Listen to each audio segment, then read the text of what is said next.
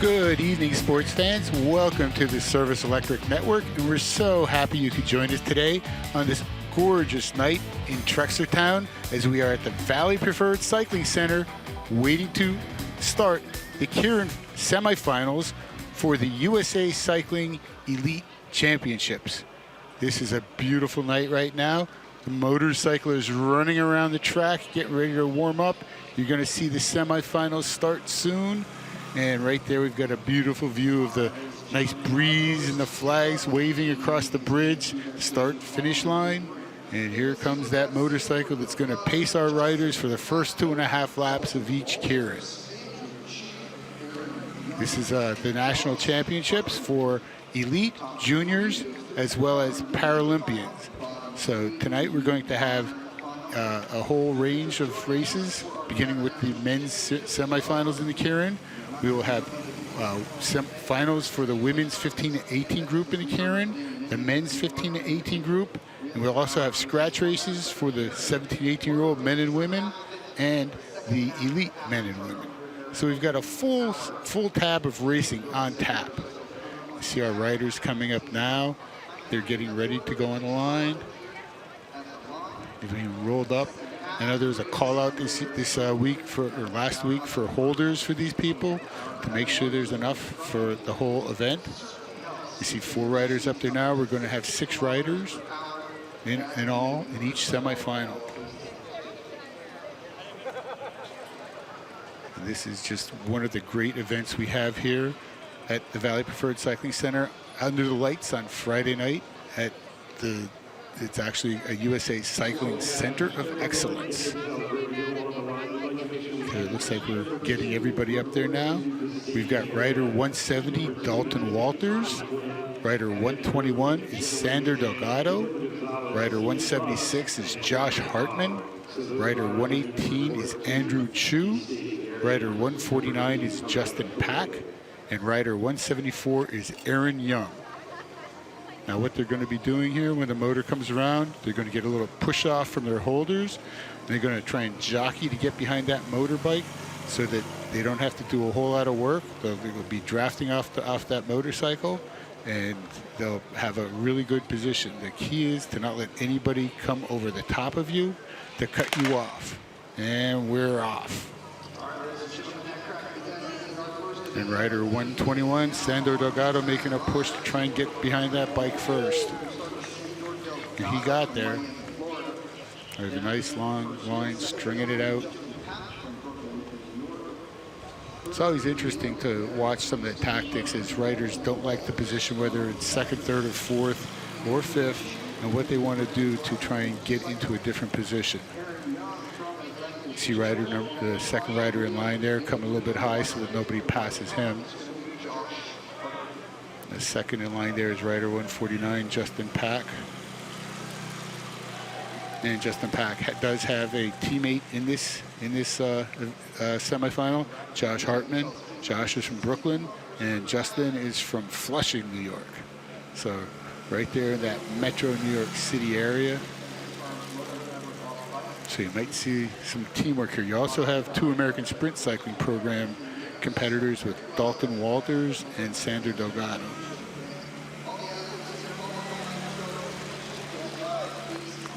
So these riders qualified earlier today to make the semifinal. The top 3, the motor's going to pull off here. We're going to see some movement of the riders. The top 3 go automatically to the finals. The second 3 go to the minor final for 7th and 12th. So there is a lot on the line here in these national championships. Sander Delgado is looking, keeping a watchful eye back. He doesn't want anybody to make a move over the top. And here comes a move over the top. Now it's just a powerful move. And we're coming up on the bell, so it's the last lap. We've got the 2 American Sprint Cycling Program riders, Dalton Walters and Sander Delgado, pushing it up, trying to keep everybody out. The rider high up on the track, he's got a long way to go. The shortest distance is down at the bottom of the track, and that's where we'll have our winner from, I do believe. And we have it.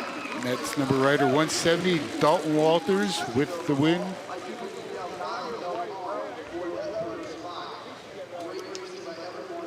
So Walters will automatically qualify for the final, along with the second and third riders.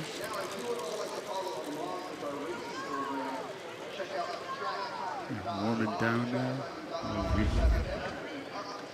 You see just Walters, he's being protected by his teammate Sandro Delgado, making sure nobody gets around over him.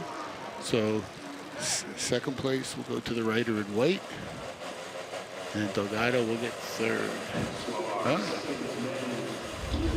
Looks like Delgado did get second there, followed by the rider in white.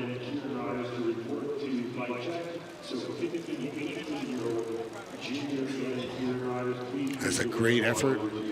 He took the lead right away when he had the opportunity, and he held on with a little bit of help of a teammate, which when you're in the keirin, it's always great to have a teammate, or two.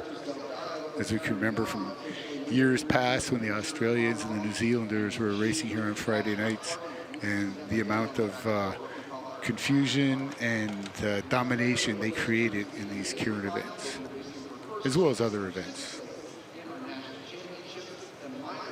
It will be coming up to heat number 2 right away. And we'll have rider 153 will be Tommy Quinn from Royersford, Pennsylvania. Rider 106 is Evan Boone from Sierra Vista, Arizona. So kudos to them for coming out. Rider 164 is a local favorite, Jinwei Tang from Akunji, who does have a lot of speed. Rider 127 is Dylan Gonzalez from Charleston, South Carolina. Rider 111, another local favorite, Ian Buss from Breiningsville. And rider 129, Quang Hong from Colorado Springs, home of USA Cycling.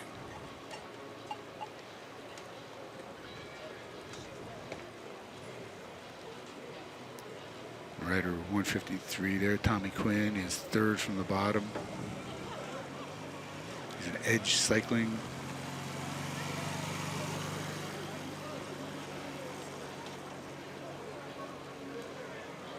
They're getting ready for the start.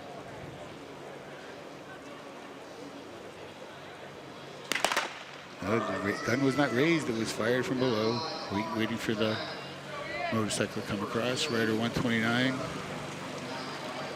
Quang Hong, riding for Pista Elite out of Colorado Springs, gets back of the motor first. Everybody looks fairly content at this point. Motor looks actually a little bit slower than it was for the first semifinal. It will pick up speed as it comes around. That's one of the great things about the motorcycle. It is pacing the racers.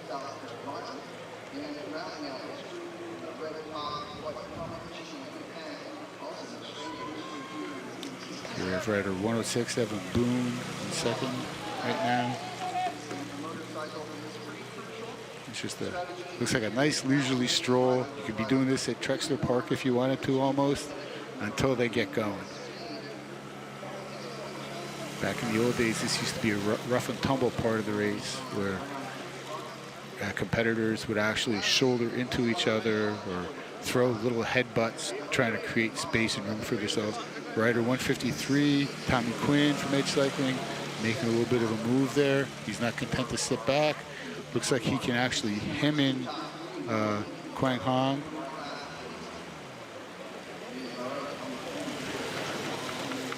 And they're off. Motor's off. We've got another lap to go before the bell. A lot of jockey in here. 153 is Tommy Quinn, followed by Ian Buss. And here we've got the move up out of the saddle, pushing hard. And we've got the bell coming into turn 4 rather. And over the top, 106, Evan Boone just makes an explosive move. He's trying to match Jinwei Tang. And high in turn 3, high in turn 4. That is rider 164, Jinwei Tang, taking the long road home, the high road to get there. Would not be denied. It's just, it was a hard race for him to. The higher you are up on the track, the longer the distance you have to go. So that black line, that is the line of markation. So that's the 333 meters. You see Jin Wei Tang way in the back, way high. Look at him going. He's all the way up on top of the blue line.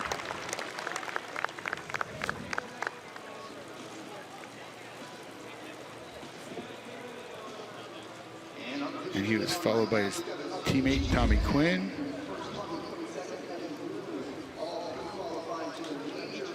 And Evan Boone. So those will be your finalists. It was a great race, a hard race for sure. Jin Wei Tang does have the speed. I know he came into it confident, and he showed that confidence by not trying to fight for the bottom, but he was willing to go high on the track, higher on the track than most people would, in order to have that clearance to pass the riders. Here we have a shot at the tented infield. There are a tremendous number of competitors here this weekend, and you can see all the tents. The heat today was pretty brutal, and they have to make sure they can establish their shade any way they can for a little bit of respite. Okay, the next up here we'll have the 15-18 women's keirin final for 7th through 12th place. And in this one, we have rider 320, Annika Flanagan, rider 334, Lucy Speranza, rider 329, Abelin Leary, rider 330, Reagan Padischow, rider 337, Sophie Zentz, and rider 300, AJ Baker.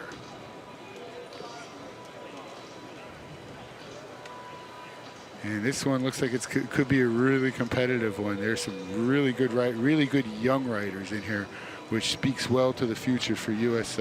cycling and international competitions.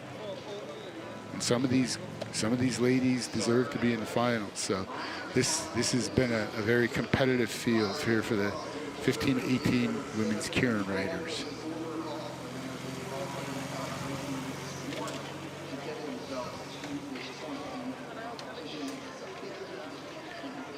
And we're about to welcome in my partner, Jim Krupka. Hi, Gary. How you doing? Great, Jim. Great to have you back. Wonderful to be here. The Nationals rolling in. Great for the velodrome, actually. Yes, it is. This is just a godsend of an event. It was originally scheduled for Los Angeles, the indoor velodrome there. But because of COVID protocols, it was moved outdoors to this beautiful 333-meter oval. Right now, I do believe that's Annika. Is that Reagan Padischow or Annika Flanagan there in the front? Leading them out. Yes. This is the 15-18, as Gary mentioned, women's keirin. 5 laps. We've got Annika Flanagan, Lucy Speranza, Glenn Leary, Reagan Padischow. Reagan Padischow, Gary's had a pretty nice summer so far. Yes, she has. I haven't seen the rest of the field yet, but I'll look at the finals next, and she's certainly one who could have been in the finals. Sophie Zentz joins the field, as does AJ Baker. So a strong field. The young riders getting some good weather, although a little humid and hot tonight for the riders. Well, they kind of like it hot. Yeah, the humid, if you're coming from Colorado Springs, they don't like the humidity, but the riders from around here don't mind it. And we've got the third place rider right now is Lucy Speranza. Flanagan leading them out. The cycle is gone off the track. Now I've got a little bit of a surge there from Reagan Padischow. She's content to stay in the saddle right now. She's got 2 Edge Cycling teammates with her, in Speranza and in Flanagan, and they seem to taking the front of the pack here. They're in control of the race right now as we head into the bell. And there we have the bell. And here we go. The 3 Edge Cycling riders are really trying to make a concerted effort there. It's Padischow not even worried about what's behind her. She take a little quick peek to make sure it's a teammate on her shoulder, and everyone else is just falling back. 2 riders, same team, Padischow in front. And we have Padischow 7th and Flanagan 8th. So it's an excellent ride, great teamwork there. Two teammates happy to finish 1 and 2. You see the smile on the face there, good teamwork. It's all about at this level. Here's a replay, Gary, as they head down the backstretch. That separation, there's just no questioning it. And then you have final edge rider there, just sweeping, making sure no one comes up to challenge them.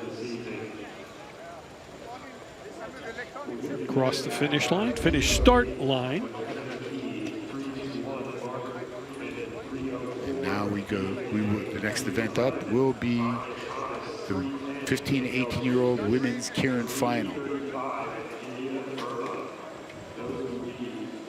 On the track, in the 15 to 18 group, Mia Dye, Danielle Shumkes, Margaret Freeman. Shumkes, that is a regular name out here at Valley Preferred Cycling Center. McKenna McKee, Diva Verma, and Anja Thomas. And again, this is another edge cycling dominated field here. 3 teammates: Margaret Freeman, rider 321, Divya Verma 335, and Anja Thomas 311, all edge cycling riders. And they're all fairly local from Makunji, Browningsville, and Mertztown. We've got the farthest one away is rider 308, McKenna McKee, riding for Team Novo Nordisk. She's come all the way from Vancouver, Washington. And for those who don't recognize the Team Novo Nordisk name, that's the pharmaceutical team that does the type 1 diabetes treatments. And our own Mandy Marquardt rides for that team as well. And Mandy is coming off Thursday, where she won the women's 500 meter. So she's the national champion in that. And her fiance, Jamie Alvord, won the men's kilo. So their fiancés winning national titles yesterday. Well, there you go, keeping it in the family, so to speak. And I believe there's a nice podium shot of Jamie holding up Mandy after both of them received their medals too. So. There goes the cycle. As we've explained in the past, the cycle will lead the riders out. They'll come close, Gary, I guess, for men or women. They get close to 40 miles an hour as the cycle leads them out. They do. Like I said earlier, the bike starts out slow and increases speed every few every 100 or so meters. It's an effort to pace the riders so that nobody gets too antsy, get warmed up. And they can't pass the rear axle on the motor, or the race gets nullified and they have to start all over again. But this is for the national championship. This is for the podium spots. That's rider 308, McKenna McKee from Vancouver, Washington. At the back of the wheel of the motor. Again, 5 laps. Drop off with 3 laps to go generally. Our 3 edge cycling riders in their magenta or pink jerseys going 2nd, 4th, and 6th. So they're in some interesting positions there. Not sure who is that leading out on the ride, but she's definitely taken more peeks back than riders usually do at this point. That is McKenna McKee. She wants to know where everybody is. Here they go, 2 laps to go. And there they go past her. 2 minutes now, McKenna's out of her saddle. She's trying to keep up. She doesn't want to get past. That was a really nice slick go ahead there when the motor pulled off by Mia Dave, Star Trek rider from Geigertown. So she knew what she was doing. Oh, there we go. have a crash. Sweet. We have a crash. Down the back stretch. Let's hope as they rush to get care out to the riders, several riders down. 4, and the race is nullified 5 riders. Now with the second gun sound. The riders left are Mia Dye and Danielle Shumkes.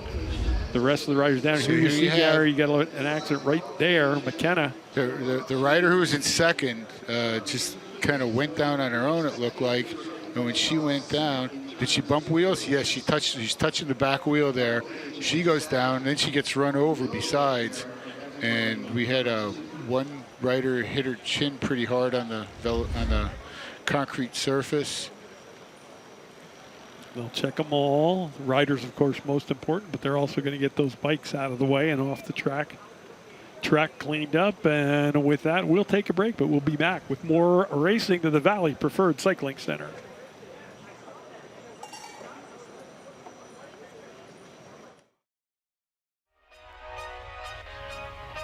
And we are back at Valley Preferred Cycling Center. Jim Kripke along with Gary Blockus. And something you never like to see, Gary, is when there's an accident, but a testament to these great athletes. They're all able to get up and walk away. Here's a look. You just see the front wheel of the second rider just touch that wheel. She goes down, gets run over once on her legs and once on her back.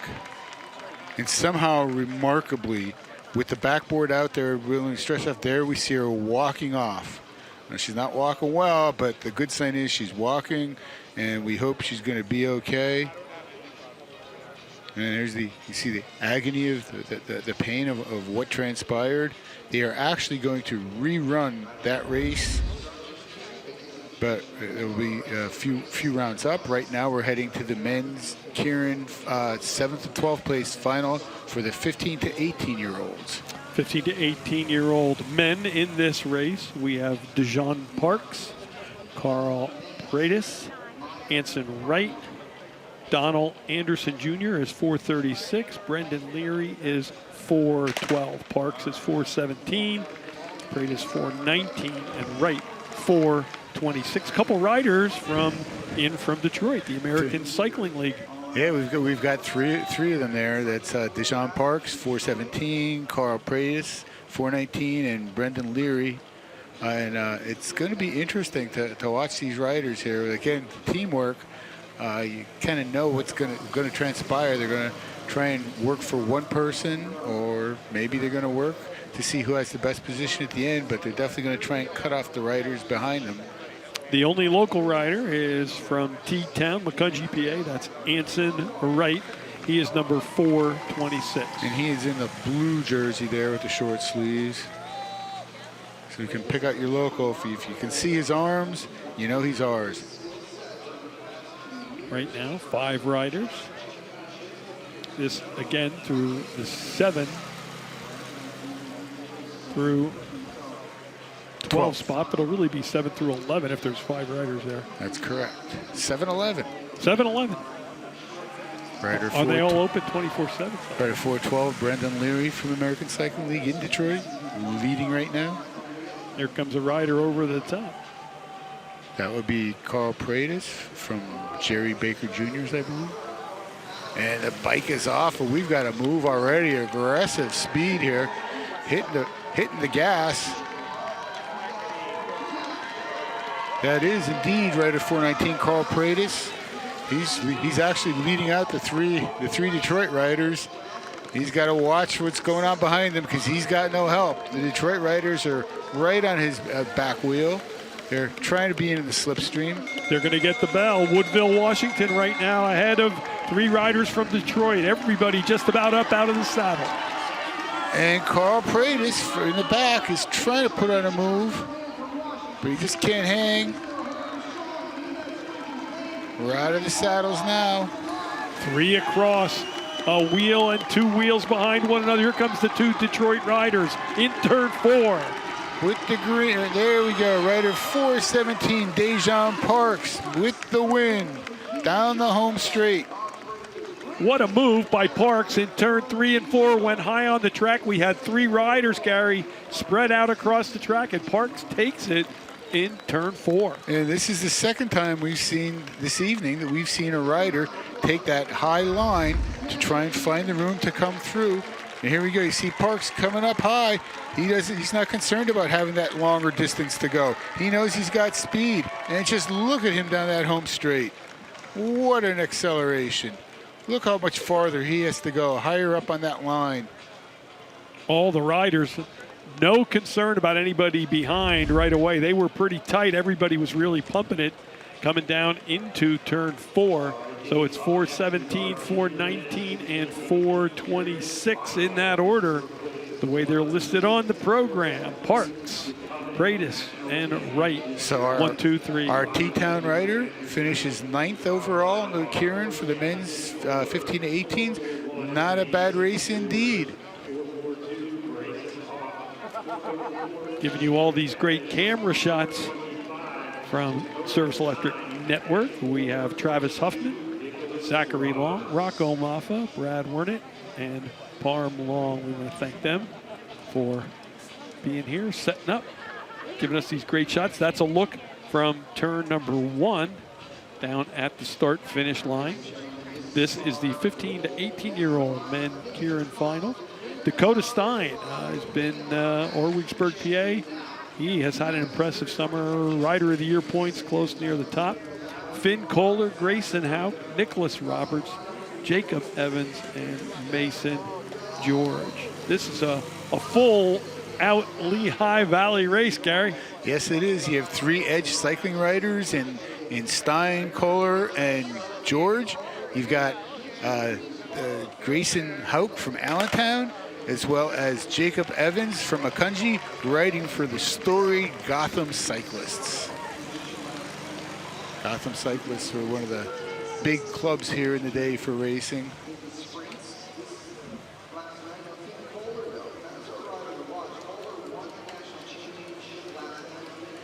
So you've got 4 Edge cycling riders, and you see 2 in the front, 2 in the back, and you almost feel sorry for Grayson Hauk and Jacob Evans, but you never know. Because these young men have grown up racing each other. They know each other. They know where they want to be on the track. Grayson Hauk is in 3rd place right now, and I'll tell you what, he's got a big body there. In the keirin, having a big body used to really mean something, because you could have your elbows out, you could block other riders just with the physical presence of your body. Kind of seems like they've toned that down in recent years. They have taken a little bit like the NBA. They're shooting from 50 feet away now. It's not like it was when Bill Lambier and Rick Horn were in there slamming people around. Yeah. We've got Finn Kohler and leading behind the bike right now. I always find it interesting where the riders want to place themselves with the bike out there, that to each of them a different position is important. It is. You've got the draft behind the bike. You've got the outside. And here you've got the 2 Edge riders coming from behind. They were all the way in the back. Now they're going tight, very tight into turn 1. Nick Roberts. All 6 riders. Well, you could throw a blanket over him, but a pretty big tarp might work. That 3rd Edge cycling rider high, he's trying to come down and hem in the rider in the middle, so there's no room to escape, and he can't get there. Bell, they get the bell. Here they go into turn 1. Rider 442 using that big body, going shoulder to shoulder, and here he comes. And now it's down the back straight. Both riders out of the saddle, both pushing. Great acceleration from the Edge cycling rider. What acceleration, and he's not relenting. He won't let up all the way home.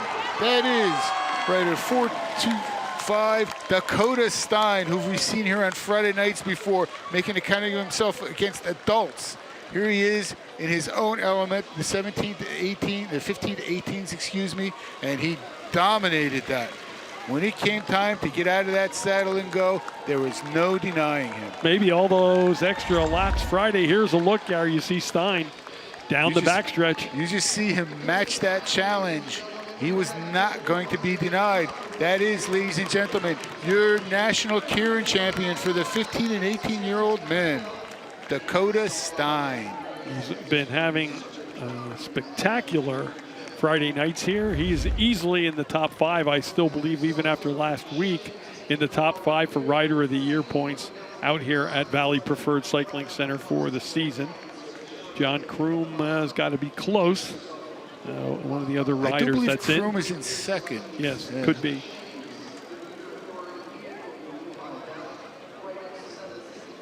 Now we go to the 17 and 18-year-old men. This is the scratch race final. I believe it's the women first. Women first. They're going to slide them in unless they flip something around on us with the ladies going down with the accident. Or if they run the women's keirin final again. No, it looks like. And I think we're going to get Dakota. We're going to pick up an interview from Gabe Lloyd, trackside. Scratch race riders 17 to 18, please report to staging.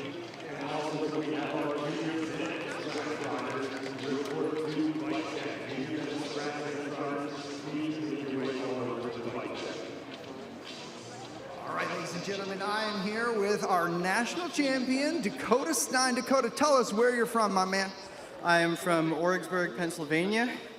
A bit of a drive from here, and cycling's not very popular there, so it's cool that I could come here and still be racing. Yeah, definitely. I mean, this is your home track here at the Valley Preferred Cycling Center. We see you here week in, week out. In fact, Dakota, you're leading our Rider of the Year championship. But let's talk about national championship. Last night, you won the Omnium, qualifying you for Junior World Championships. But this is a completely different discipline, the keirin. What made you decide to try to ride the keirin tonight? I just wanted to race more. I don't consider myself a sprinter, so the fact that I could win a sprint event, it's amazing. Yeah, it shows a lot of diversity in your skill set, putting in a lot of great time here. So Dakota, congratulations. 2 national championships for your time here at these track national championships right here at the Valley Preferred Cycling Center. Let's hear it one more time for your national champion, Dakota Stein. Having a great summer, Dakota Stein. But like we said, he's really been setting that up, Gary, Friday nights, riding in the junior events and riding in many of the men's events. Yes, he has, and like they said, he did win the 17 and 18 men's Omnium yesterday. The winner for the women in that, in the women's Omnium for 17-18s was Keirin Schmidt from Marblehead, Massachusetts. We also had the sprint tournament yesterday for the 15-18 men, and Finn Kohler from Edge Cycling won that. And for the women, it was Mia Day from Star Track, Geigertown, Pennsylvania. Again, showing Valley Preferred Cycling Center definitely has some of the best, not only across the country, Gary, but really in the world, because of the velodrome and the talent that drops in here and develops here. Now we have the women's scratch race final. This will be 23 laps. This is Aja Baker. She is number 300. Great bowling number, by the way. I wonder if Aja bowls. Emma Balding is 301. Marissa Carter, 302. Kelly Dolan, 303. And Kea Schmidt is 309. I wonder if Dakota comes down 309 at some point to get here. And then Kea Schmidt, don't forget, we just mentioned her as the winner of the women's 17 to 18-year-old Omnium yesterday. So if you're going to be a betting person, this is, I believe she would be the favorite in this. This is the purest form of racing there is. It's a scratch race. First across the line is the winner. There's no points. It's just go and win. And it's interesting, you know the riders and a lot of their specialty. Sprinters could be in the field, long distance riders, and I'm sure, I don't know if preems can be popped out today, whether they're permitted with the juniors, but yeah, I don't believe that gets so. people certainly pumped up. Yeah, I think in national championships, they've got to think about that stars and striped jersey and the medal, not about the jingles. Yeah, jingles. There we go. Although scholarship money would be nice. Yes, it would. Put it away for the riders. And some of them do that. That's nice. There, Gary's a good look. So, most of the field regular, but we see a couple carbon fiber wheels out there among the riders in the back wheel. Any specific reason you'd have it only on one wheel, not both wheels? Yeah, it's aerodynamics. You don't want to pick up if you got two. Sometimes if there's a crosswind, it can be pick it up. Most people ride with just one on the back traditionally, especially in scratch races. So you've got a little bit of pep here right now with Kelly Dolan taking lead, but she just dropped back. It's almost like a little pace line here right now. They'll all help one another out, take their turn with the pole. Then as it gets down to the final laps, we'll see who has the juice to maybe make a run on the field. Now you heard that Dakota Stein qualified for Junior Worlds with his Omnium event yesterday. In order to qualify for Junior Worlds in something like this, I do believe you have to meet a time standard, and it doesn't look like they're going to be pushing that time standard. This is what we call a more genteel race. They're just kind of setting each other up, and it's going to be who's going to push for how many laps at the end in order to break the field. And it's a very small field, 5 riders. I think they probably all feel real comfortable waiting to that last 2 laps to put an effort in. We will see. There's 19 laps to go right now. And now we've got another little bit of a push here. It's a long time, though, to go yet. Kelly Dolan from Belleville, Washington. Another long way here. And maybe she's just testing out the legs because she goes right up the track, bops in, back to second place. And now you have a little spirit. Everybody's trying to take a little bit of a pull. Stay together. That's a great shot at turn 1. Kelly Dolan, Marissa Carter. And they all slow up again. All 18 laps to go. All very, very, very much aware where each other are. Up high on the track. Someone dive down and try and take the chops to make 17 laps to the finish. Beat the field up for a national title, for that awe-inspiring Stars and Stripes jersey of a national champion. I'm thinking no. This is looking more like the NFL All-Star game in Hawaii. The Major League Baseball All-Star game last week. A lot of fluff. But somebody's going to walk away with that Stars and Stripes jersey, making it a little more important than those bonus games. And I think because you've got 2 girls from Indiana, and A.J. Baker and Emma Baldwin. You have one from Missouri and Carter, one from Washington and Dolan, and one from Massachusetts and Schmidt. They're probably not real familiar. I mean, while they've raced against each other, it's throughout their career so far, it still is not a weekly thing for them to race against each other. So I think there's a little bit of comfort level there in, like, we can let this go till the end and then just see who can put it away. Now we got a rider out of the saddle. Down the back straight, 303 again. That is Kelly Dolan. Dolan likes to make those little pushes and gets the, puts a little sprinkle in the field, gets them thinking about where they're heading. Big Keirin Schmidt just matching that move and taking control, not just letting it back, roll back. And Schmidt in that white jersey really stands out, and she just can't afford to get herself boxed in at any point when it comes down to the finish line. Now, Gary, is there a tactical piece to this? Much like, let's just go boxing. Every once in a while we see Dolan jump. Is she testing the rest of the field just to see where they're at, see Absolutely. Where they can come, and when she makes a move, if she makes a move in those later laps, is she checking to see who's going to be the one maybe to try and pace her out? Absolutely. She wants to see who's got starch in their legs. Every time you take that little sprint, that takes a little bit out of your legs as opposed to a full all-out like lactate level effort. Right? So the constant starting and stopping, the accelerating and slowing, it can just be enough to take it out of you. There she goes again. It's Dolan. And this time Schmidt isn't matching her right away. Schmidt's content to sit back in 3rd place. Yeah, this has a different look than the rest. Now, Dolan also stretching it a little bit down the backstretch, takes a peek over the left shoulder. And here comes Schmidt bringing everybody back. And she's saying, you're not going to take this from me. And Schmidt's continue to go. The field is breaking up a little bit. She's got Schmidt is in the lead with Marissa Carter right behind her. Marissa Carter from St. Charles, Missouri. And now they pull up again.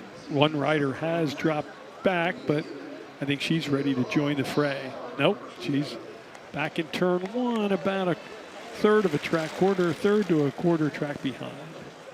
So The group of four, the gang of four is leaving one behind so far. So.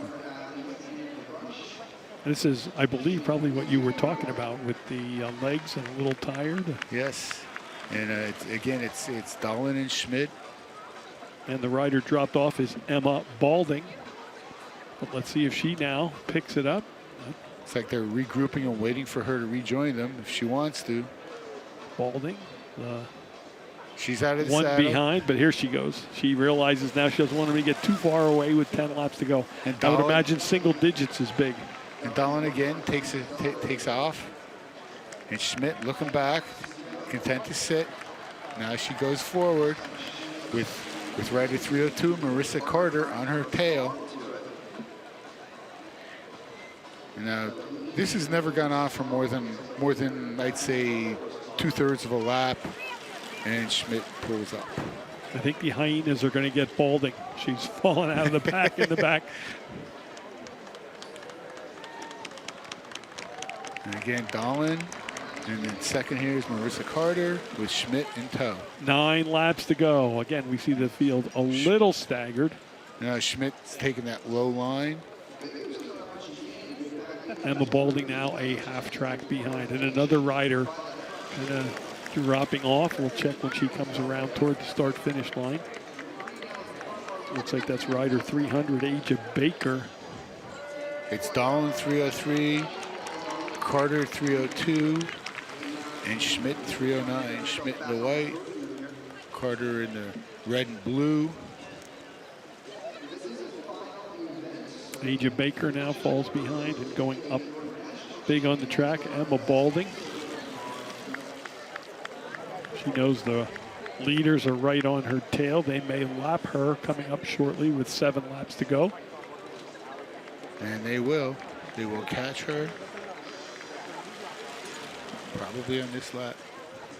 Definitely. Here They're we going to go. actually catch her in turn 2. Balding now drops down, but folks, you got to remember she is a lap behind. So unless they pull in for a pit stop or something from back in the mezzanine. This is a scratch race, so she has to make the distance. And there goes Schmidt. Just making that long pull.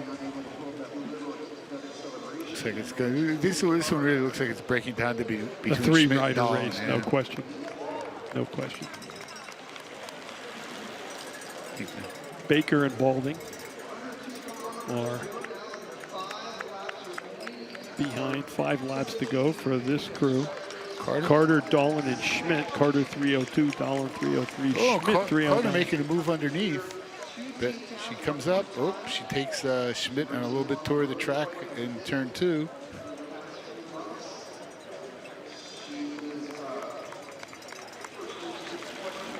Interesting helmet that Schmidt has too, because it looks a bit wider than the other 2 women riders.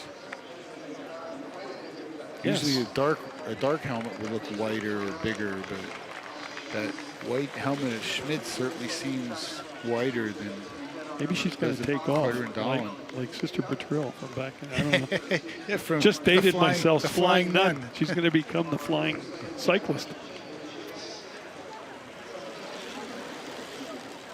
There we go. She's making a move now. We're That down is to Kaya Schmidt. the last kilometer, 3 laps. See if anybody makes a move. You were talking about that possibility. 3 laps to go. All pretty steady. I'll tell you, I'm kind of liking Carter's pedaling cadence. She's aware of where everybody is on her. She also has sort of sneakily hung around in second, third position, drafting most of the race. She can't have an impact here at the end. And now we've got Schmidt out of the saddle, back down. 2 laps to go. Carter's not being dropped, and she's just sticking right with him. But they're all pulling up. Wait, that was a 3-person pull-up. Nobody wants to take the And lead now yet. Dahlin taking the dive, but Schmidt taking the line like a 200-meter time trial. a little bit higher up. We are at the bell. They get the bell. 3 riders. This is going to be between Dahlin and Schmidt because Carter just dropped back. This is all Dahlin and Schmidt. And we've got to have the rider on the back street needs to pull up because she's taking the lowest line. She's going to be the blocker. She's going to be, and look at Schmidt go. Oh my goodness, look at her go. What an incredible piece of acceleration for her. Ladies and gentlemen, second national championship in 2 days. Kaya Schmidt, your national champion in the 17 to 18 women's scratch race final. After winning the Omnium yesterday, just dominated that final lap. I mean, she just took this like another day at the office. This was the performance she put on there. And I like the way she used the other rider, as you mentioned. Here you go, Gary. They're right now, the replay, they're going down the backstretch. Watch the way she takes advantage of, I think that's Emma Balding. Yeah, it was Balding, yeah. She used Balding, drafted a little bit, and then shot right up. And look at this. You're not even going to see another rider in it's just frame. That's that blocking I talked about, and she just got that speed going. Like, look at her pedal stroke. Look at her legs going. That is an incredible turnover rate. There it is, a great run. And we're going to go trackside again with Gabe Lloyd. Champion Kaya Schmidt. Kaya, introduce yourself for us, if you would. Yeah, so I'm Kaya. I race for Lux Cycling, if you guys didn't know. Yeah, I'm from outside of Boston. I've been racing track since I was 7 years old, so it's been quite some time. I'm 18 now, so yeah. Yeah, so about 11 years experience for you already on the track bike, and you're now attending university in Colorado, is that right? Yeah, I go to CU Boulder now, so yep. And you've put a lot of time in on the road, I believe, the past few years now. You won an event in Reading, Pennsylvania, the Reading Rad Sport Festival, but you've also won a number of other events around the country. Tell us where you've won some of those events. Yeah, so I won a stage of Intelli back in 2019. That's in Chicago? Chicago, yeah, I did. I won Crit Nats this year, won it in 2019. Yeah, and a few other races I won along the way as well. All right, plenty of race wins. And Kaya, what's on the rest of your race program for this track national championships? Yeah, so actually in like 20 minutes, I'm about to race the elite women. Tomorrow, more elite women. And then I'm heading to Intelligentsia from here to go race some crits. All right, very good. Well, we'll let you get your legs up. Congratulations on another national championship here at this tournament. Kaya Schmidt, ladies and gentlemen. There you see another 2-time national champion, and now the men take to the track. And this is the 17, 18-year-old men's scratch race. 10 kilometers, that'll mean they're gonna circle the concrete crater, Gary, about 30 times. Exactly. Ethan Carney, 401. Grant Carter, 402. Anton Gibson, 405. Wesley Hill, 406. Jared Johnston, 407. Henry Kayer is 408. Brendan Leary, 412. And then we have Jacob Luna, rider 413. Benjamin McCall, 414. Rider 417 is Dejan Parks. Rider 418 is Karsten Funt. Rider 419 is Carl Paredes. Rider 421 is Matt Redfield. Rider 423 is Antonio Rossi. Rider 424 is Parker Stanford. Rider 427 is Patrick Dykus. And rider 428 is Roman Granell. And our local rider in the field to look for, watch for number 402, Grant Carter from Macungie, PA. The rest kind of country pretty well represented in this one. Yes, we do. We've got some from Detroit, one from DuPont, Washington, not DuPont, Pennsylvania, Pittsford, New York, Rock Hill, South Carolina, Woodsville, Washington, Troy, Michigan, San Diego, California.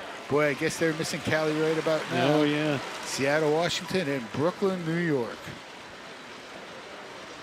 I still like, my favorite tonight will be Marblehead, Massachusetts. Somebody was from there. I'm trying to remember. I think it was a historical figure. I'm leaning towards John Adams, but I'm not sure. No, John about Adams. that. John Adams was from Quincy. Quincy, Mass. Yeah. Okay. Somebody's from Marblehead, Mass. That I've actually been there, Marblehead Mall. My daughter used to live outside Boston for a little while. I don't know if it's, I don't know which sport, but Marblehead, because that's one you don't forget when you hear it. Might be a bowler, could be a bowler, cross pass with a bowler from Marblehead, but I know there's an athlete from Marblehead, Massachusetts, other than Keirin Schmidt.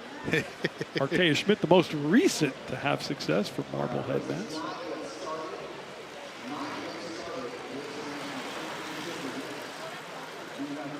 Yeah, you got to get the gun right now. This is all toying around. Just stretching, a wee stretch of the legs. There we go. There now we got a They're gun. all warmed up. Now they're ready to go. Well, we have a minute here. Happy birthday to our friend Al Farnschlater. Had a birthday today. Happy birthday indeed. We'll just mention the number of laps, not his age. Stay away from that. But field kind of spread out. Down to 29 laps. There you go. And I think you're going to see a lot more concerted effort here from the men. There's a big, long peloton there. You know, it's awesome that these riders, if you tune in weekly, hopefully you tune in weekly here to Service Electric Network and the Velodrome. You know, it's amazing with all that can happen, as we saw with the accident, that they can stay focused on the job at hand. Like any, you know, like any athlete of this caliber, that they can just get on there and do their thing. Even with that big pack, a lot of people, when they look at that, they ask me about, man, those guys are so close, those girls are so close, but, you know, they really handle it well, Gary. Yeah, but back in the day when Marty Nostine was racing and Danny Day and those guys, I'd ask them about that because, I mean, they'd literally be trading paint on the bikes as they were coming down and bumping each other and, you know, still maintaining upright, going through the tiniest space possible without clipping wheels.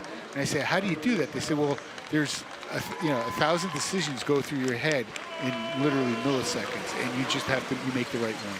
It's just what you do.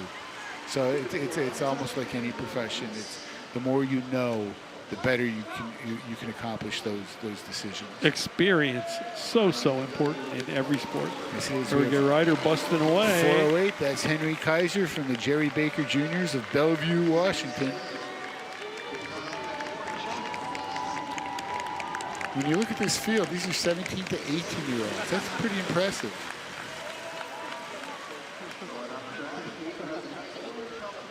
Spread out nicely across the track. And it's one of the, not the one thing, but one of the great things at Nationals is seeing all the different colorful jerseys and kits, seeing the different bike frames, seeing the different strategies that some of these riders bring to the table based on their coaching, based on their personal preference. I know you mentioned that anytime you go to a sporting event, that's just so cool. One of the things I miss at the All-Star game when I was a kid, I love to see the players in their uniforms of their teams. Yes. You know, not these new funky. I used to turn the TV on just to see, you know, a Padres uniform, a Dodgers uniform, an Expos, right, an Angels uniform. You know, it was just so cool. And it was also neat that they represented their team, and that was so important. But they've taken that away. Now they do the National and American. I wish they'd go back to the old, you know, wearing your uniform. We had Kyle Wesley and Anton Gibson leading that last lap. They pulled back. As you see the field starting to accelerate and really string out right now. You've got a lot of pressure. No one's taking a big long pull.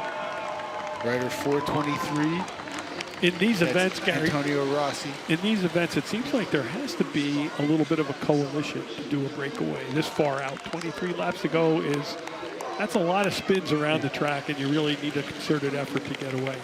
You don't just need company at the front for that breakaway, but you also need company at the back to try and slow the peloton down, slow that field down, so that no one makes that move to try and catch you. Here we go. We do have a couple riders now trying to break away. Still 22 laps to go. That's a lot of runs around there. That's a lot of leg burn. We did have a rider retire. That's Carl Pratis. Carl is Jeffrey Baker Jr. from Woodville, Washington. We had Henry Kaiser leading that lap from the Jerry Baker Juniors, and followed by Jaron Johnstone. Excuse me. So once again, 21 laps to go. And Grant Carter, our local racer, making a little bit of a move there. We'd like to welcome any new viewers to Service Electric Network. And of course, welcome our old subscribers who've been with us for a long time. They, of course, know about the Valley Preferred Cycling Center exclusively on Service Electric Network. The best in local sports. Bringing you Iron Pigs, Lehigh Valley Phantoms coming your way. High school football. Also, let's not forget soccer. I guess you're getting your ref's whistle right now. That's Rossi and Carter. But now we've got a rider down below taking that low line. It's rider 405, I believe, Anton Gibson from Brooklyn, New York. Yep, now he dives up. But the pace of this is much different than the pace of the women's race. This is 406, Wesley Hill from London, Ontario. And I'm wondering if he's going to count. London, Ontario. I just saw that now. And that is Antonio Rossi again from San Diego, California, still making a push. Rider 423, Rossi. Followed by 405, Gibson, the Brooklyn, New York rider. I do believe that's rider 402. Grant Carter right now up there with him. Dropping down. It's a short break there for 3-4 people. 16 laps to go. 16 laps to go. Now we're about to lap a rider here. And this will be pretty much the whole field that's out there, although there is now also, Gary, behind a string of 4 riders. Grant Carter, rider number 402, up there with the first 3. He's in the white shirt with the short sleeves. They're just passing rider 424. Parker Stanford is down a lap. So Stanford down 1 lap, 424. So it's Gibson, Carter, and Gibson, Carter, and Rossi.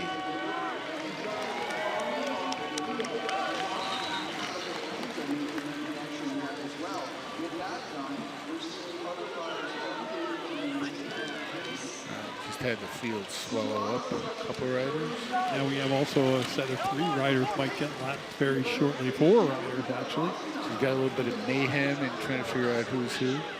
I think Stanford looks like he's going to retire off the track. Head to the infield. So we do have Rossi, 423, Carter, 402. And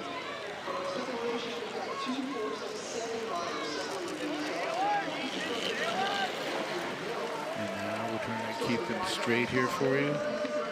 Here they come, across the third finish line. Still plenty of laps 12 to go, laps though. to 12, go. and they're pointing out the lead rider. 423, 402, and 405. It's still Gibson, Carter, and Rossi leading the pack. They've lapped several riders now. Just have to keep them straight. Gibson, Carter, and Rossi are the 3 that we're trying to watch. Getting a little jumbled out there. I think they've kind of found their own space again. Rider 406 is actually a lap behind Wesley Hill. He's kind of... See if Hill retires when he gets back around. Here's another rider well behind. That looks like that is John Parks. I want to thank our remaining crew from Service Electric Network Master Control. Is Dan Hemingway, audio Joel C, video Scotty Richardson, Jason Huffman, Jake Leiby, Statsman Bob Nesco, and the graphics you see on the screen, Ian Boyd, technical director Doug Long, and our director for tonight, Dwayne Long. We thank everybody for their talents. There is, we can't see, we're blocked out. There's a crash or not. It's a crash or just somebody down. I couldn't see them. They went by You have our, right at, there's the bike coming off. you have our 3 leaders there, joined by 4 other riders that they've essentially lapped.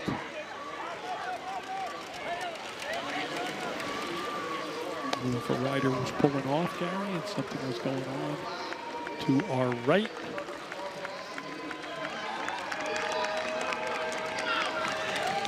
So we still have Wesley Hill, Grant Carter in the lead. Of the actual leaders, Rossi was leading on that lap, right in 4:23, followed by Gibson 4:05 and Carter 4:02. They are really shattered at this point. It's hard to keep up with 7 laps to go. And it's with this, the 3 leaders are with the pack again, with the pack of 4 riders that they are essentially have lapped, and you can just see them pull up together there. And I don't know why you would do that if you're regain your breath for the final 2 kilometers. Final run. That's what it looks like they're doing. Hey, it worked out for Kaya Schmidt when she hung on and used the rider to draft it out, but we still have 6 laps to go. There is the judge pointing out the leader. And at that point again, it was Grant Carter leading. So right now the guy you want to watch is 4:02. He's gone up the track 4:02, just a bit. 4:23 Rossi, and 4:05 Anton Gibson.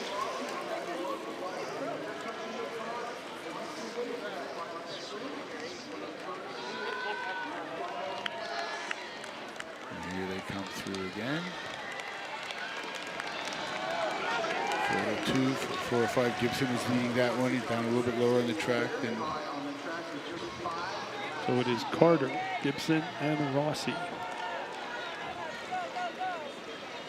We'll let you know when it gets down to 2 laps where they are. Try and stay focused on it. That is Gibson 4:05. This is when I'm glad I'm not an official for this sport. I hate to tell you, every time I come in here, I'm glad I'm not an official for this sport. That's right at 4:23, Antonio Rossi leading that group. I'd rather get a PhD in physics than referee some of these sports, in particular this one. This is a group of 9 right now, but there are only 3 who are actually leading the race. I don't think anybody's caught up to them. I think everybody's been lapped. Yes, I would agree. There they are, 4:05. And okay, now can you kind of hide in there a little bit? Can that become strategy? Well, you could. I mean, just to reduce the amount of work you have to do, but. No, but can one guy hide from the other 2? Put himself in a better spot. Yeah, exactly. But when you do that, you kind of lend yourself to being penned in. So if a move does come, you can't get out. You can't find a clear space to go. And in a race like this, when you have to go higher and longer, it really takes a lot out of you. So we did see Carter there along with Gibson. 2 laps to go. We're going to get the bell. We'll get a camera on the leader. This lead group of 10 now, they're just... I'm not sure. That was 4:06, but he's in the way. There goes 4:05. That is Gibson. That's Gibson. Gibson is breaking away in the blue. He's off like a rocket. And that is Grant. Grant right behind him. Grant is at, look at that, barely out of the saddle. It's going to be Rossi. It's going to be, look at him go. And ladies and gentlemen, that is rider number 402. Carter. Mr.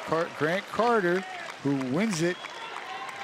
Now it's just a great effort by him. The Macungie rider is your national champion for the 17, 18-year-old men in the 10-kilometer scratch race. That's well done. They got that lead about. Oh, there we go. Here's the final stretch. Just look at him accelerate down there, high in the track, drops down into the sprinter's lane, and he's just got it going. He's got that pedal stroke going, and he will not be denied. He takes that quick look behind him. Look behind him, puts his head down, gears it in, and he's there. Easily a bike ahead, a national champion. He'll pick up a Stars and Stripes jersey. Yes, he will, and he will sleep well with that one.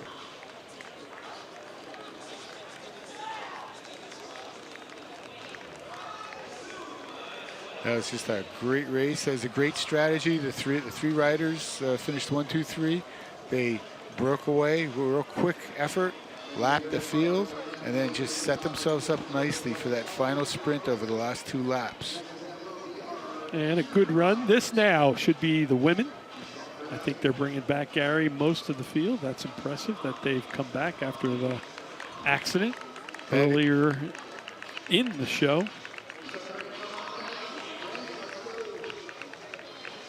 So probably the only one who wouldn't be there, I would think, would be rider 308.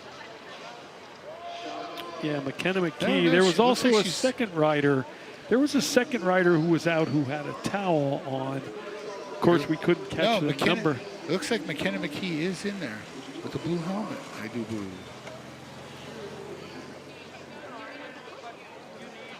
We've got one. So we have 4 riders out of 6. Let's see who's down. There's only Track one side, 1, There's 2 only missing. one edge cycling rider, and I believe that's Margaret. Is it Margaret Freeman? Can't tell from here.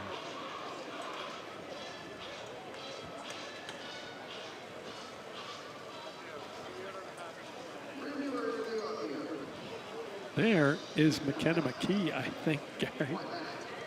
Back on the track. 3:08. That's her. Yeah. Wow, that is truly impressive for McKenna McKee. Props to her. So the only ones not making this are 2 of the edge cycling riders, and we can't tell the number of the rider who's in there. Being held by Coach Andrew Harris. He's done a phenomenal job grooming a lot of these riders. This is for 1st through 6th place. They'll do 5 laps. This is the keirin, so the cycle will come out, pace them out, get them up to speed.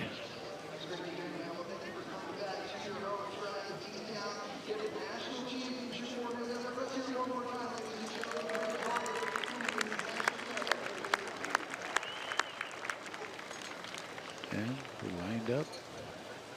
We've got Mia Day, 304. Danielle Shumskis, 310. McKenna McKee, 308. And we're trying to figure out who the edge cycling rider is.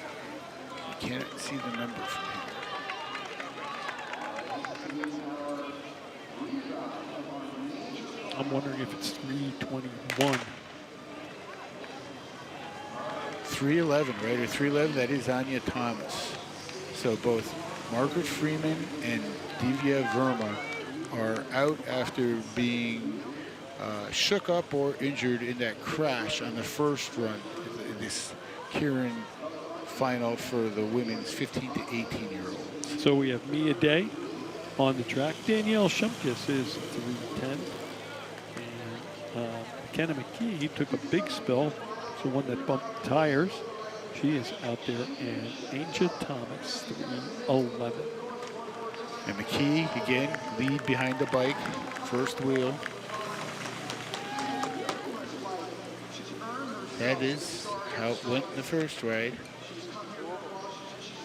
She got past, and then attempting to catch up, bumped rear wheel, and caused a big crash.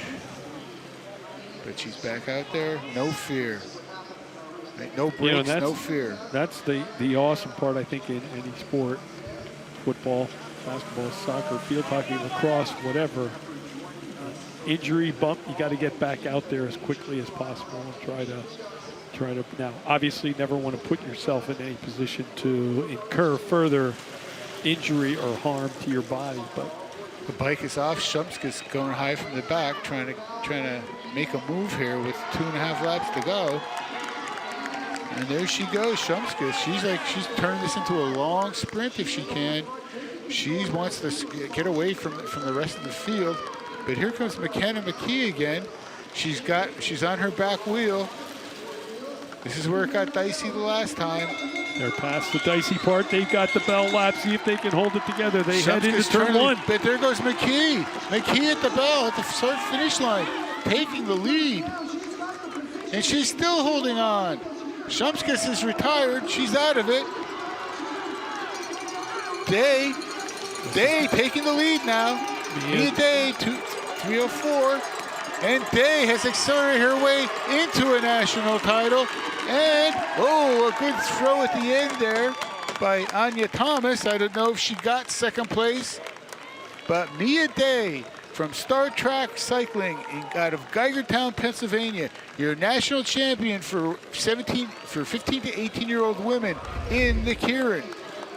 And just look at her accelerate from behind there. No fear, going high, going over the top on the high lane. Now takes the sprinter's lane, and she will not be denied. It's Anya Thomas with her push. Look at her with her elbows up, trying to throw that bike. I don't think she got it. No, McKenna looks like she snuck in. McKee stuck in there. Margaret Freeman literally could have been backboard. Not Margaret Freeman. McKenna McKee could have been backboarded and pulled out of that after that crash the first time they ran that. Here she comes back to take the silver medal. What a comeback. Great run by Day and a great run by McKee, bouncing back from the injury. McKee was being helped off the track. She could barely walk. It was her two coaches shepherded her to the infield. He gets back on the bike and takes the silver medal. That is a profile in courage, ladies and gentlemen. Great run by all the ladies. Actually, give them all credit for bouncing back. You know, that can affect anybody when you go down. And they're able to come back pretty quickly and jump into the race and complete it. So now we have the elite women 5-lap final, but we're going to get an interview. We'll go again trackside to Gabe Lloyd. Ladies and gentlemen, I'm with Mia Day, our national champion in the keirin this evening.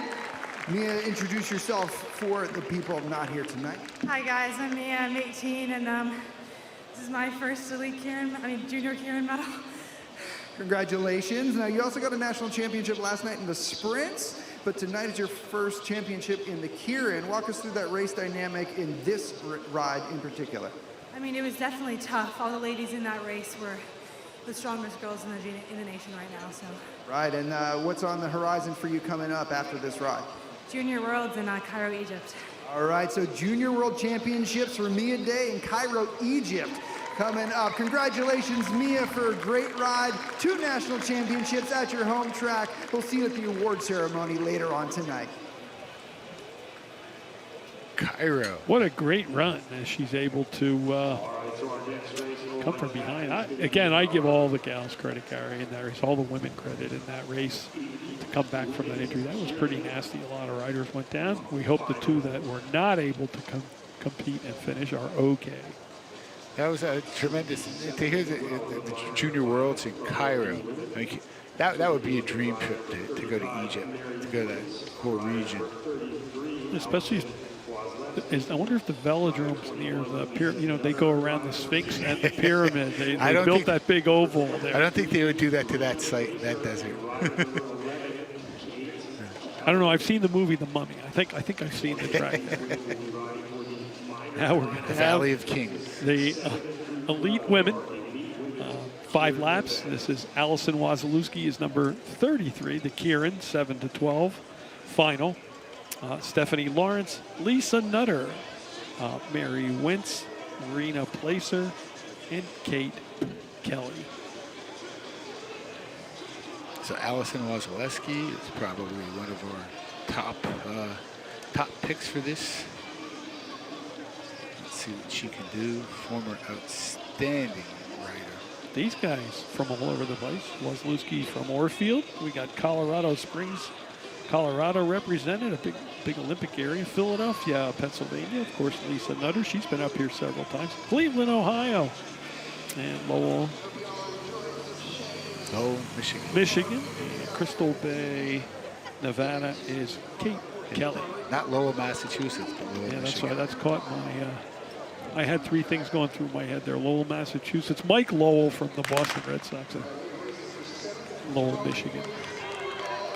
Lowell brought back the plans for, I forget whether it was the Cotton Gin or one of those one of those machines that helped turn the U.S. into a global giant back during the Industrial Revolution. He wasn't allowed to make blueprints or anything like that. He only looked at machines when he went to England. They've neutralized the race. It's going to start all over again. Here comes another one of the riders, Gary, in the infield, walking. I think it was the rider they took out with the towel. Just kind of dropping back down into the pit area. That is totally impressive. Now these guys are going to get a restart. Not sure why. I'll leave that to you. I think there's an issue with one of the bikes.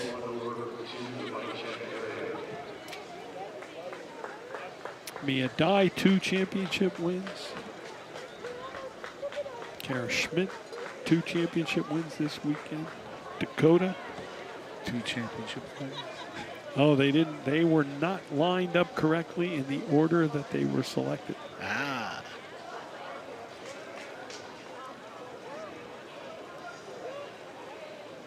Kind of like when you go up to meet Roger Goodell and you're the 3rd pick and you go up before the 2nd pick. Not allowed. You got to rerun that.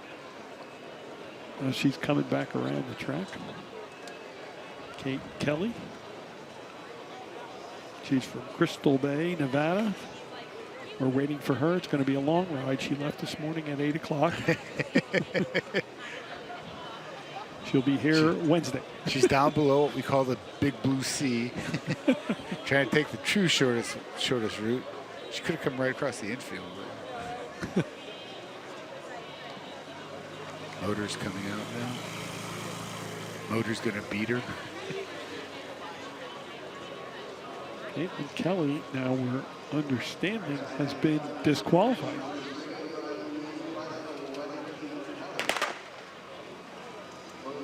It would be nice to know why. I'll have to see if we can get word from the infield. She did not catch up to the bike, so I don't know. She didn't pass the motor, so I don't know why. I didn't see what happened.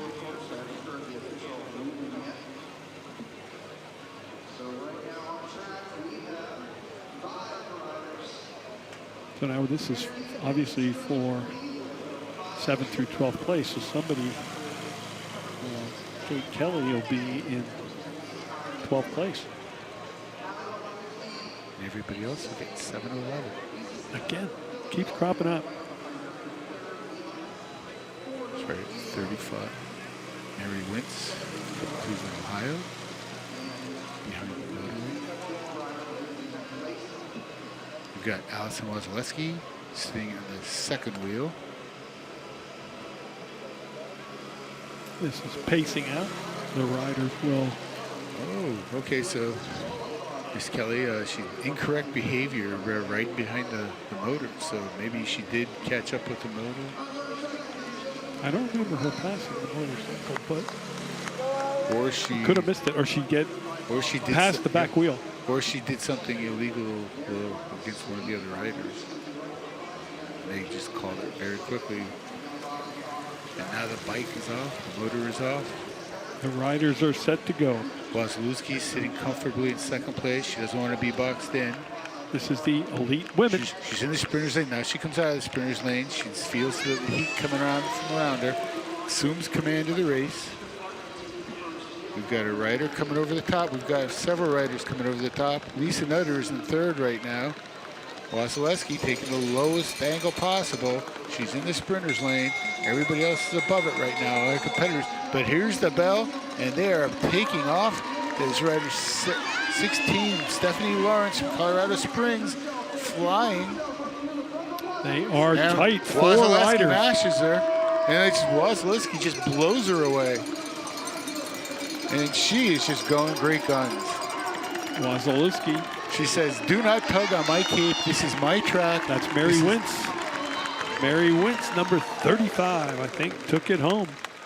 If I've got the right number, or is that wrong? That's Allison Wozleski, Pardon me, Allison 33. Wozleski, 33. She said, "Do not tug on my cape in my hometown. This is my track. This is my national title. Congratulations, Allison Wozleski. You're elite women's 7th place finisher in the keirin." now we've got the 1st through 6th place women moving on to the track.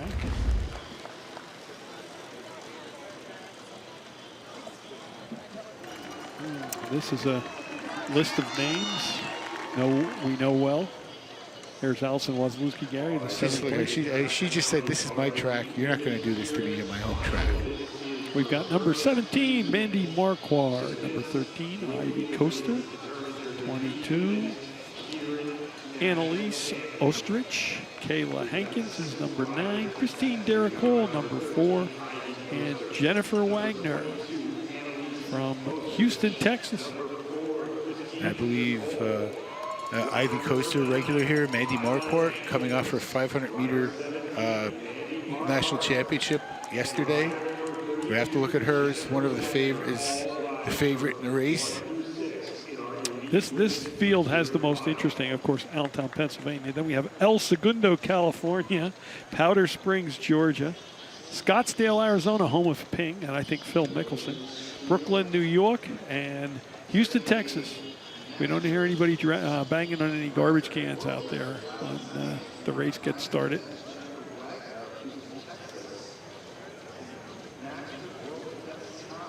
Derricole, one of the Wagner. riders we see her quite often. Wagner, number 32. Derricole, number 4. Hawkins, number 9. Osterich, 22. Coaster, 13. And Marquardt, number 17. And Marquardt is hot all the way at the top of the track. Being held by the Men's Kilo National Championship, her fiance, Jamie Albert. And I think they've got the gun, so the start looks clean. This, again, the Elite Women's keirin, 1st through 6th place. And Marquardt content to ride the back. She wants to see what's happening in front of her. She's second from the end right now. Nice crowd on hand tonight. Turn 1, turn 4, the most crowded. The bleachers have We've got good crowd sitting Ivy and watching. Coaster leading right now. She's got the wheel of the motor. But as we've seen, all that changes once the motor pulls off. But Coaster in front, Marquardt second from the rear. Annalise Osterreich, number 22 from Georgia.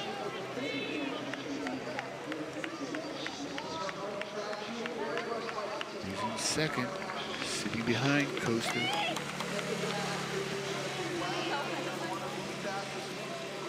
Wagner's all the way back, and now the field's starting to change a little bit. There goes the cycle. We've got 2 laps to go.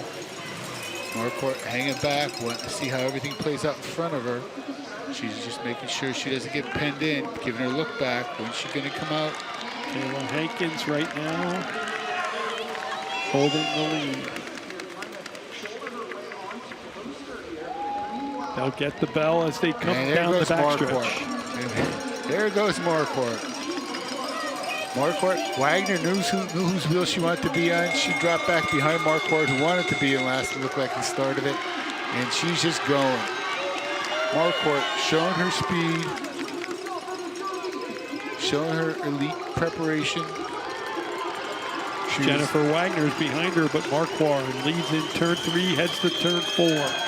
Marquardt was hoping for an Olympic berth, did not quite get it, and she is taking this. We did have a rider go down behind Marquardt coming across the finish line.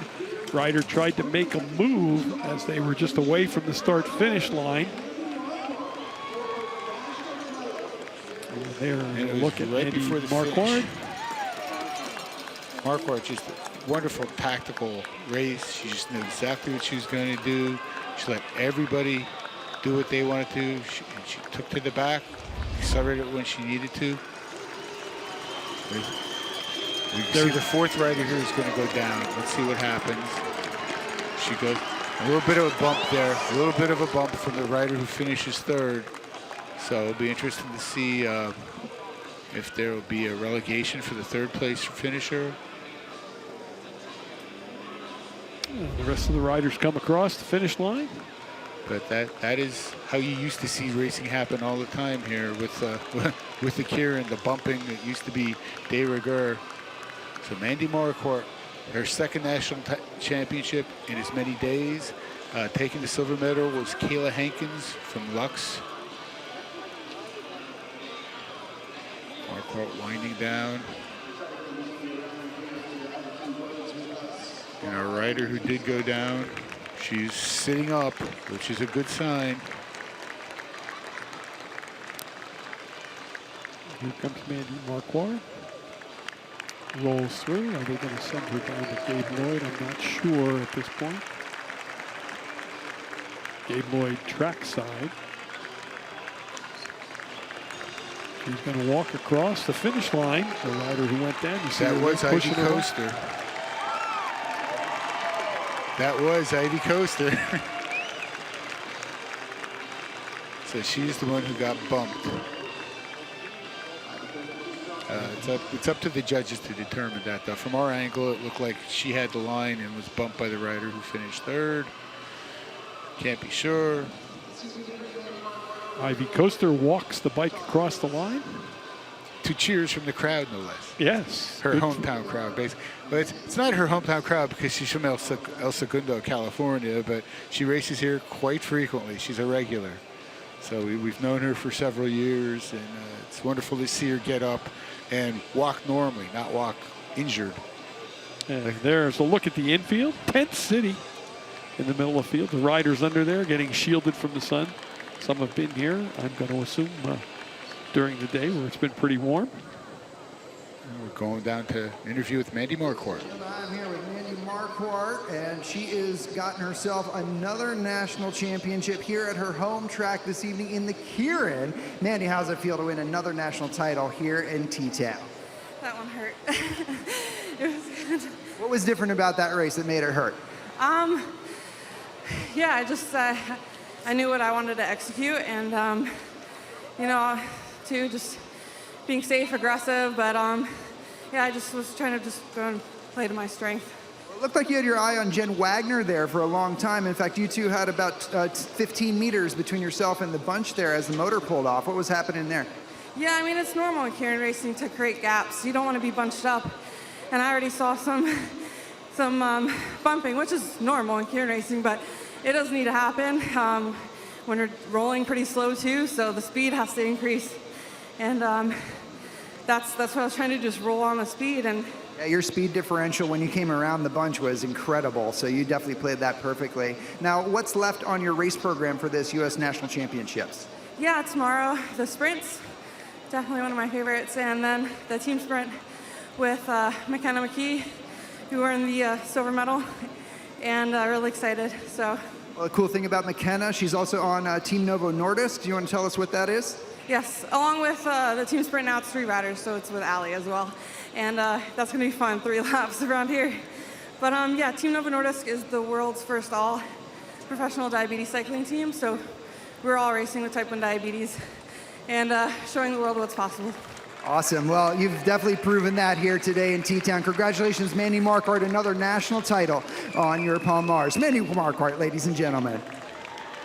And there, a great interview, setting up her schedule. And another rider, Gary, that featured prominently here Friday nights for a long time over the years. Since she was a young teenager, she came here just from Florida just to race here, just to learn how to race better and to reach this elite level.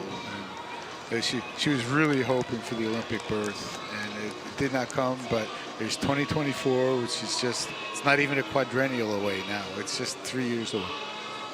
So there is always hope. So there you see, we thank Gabe Lloyd for getting those interviews together, trackside for us right now. A little bit of a breather. Here to come the guys. This is the elite men's keirin, 5 laps. We have number 118, Andrew Chu. Number 149, Justin Pack. 176, Joshua Hartman. 127, Dylan Gonzalez. Number 129, Quang Hong. 111, Ian Buss. So we've got 3 Star Track riders, and Justin Pack from Flushing, New York, Josh Hartman from Brooklyn, New York, and Ian Buss from Briningsville. Right here in Briningsville, which is, Trexlertown is technically a village in Briningsville. Wait, we got no music for those 3 riders? Come on, where's Dwayne Walker. Long? We should be hearing a little Star Trek music. We can't pipe that in just for 30 seconds.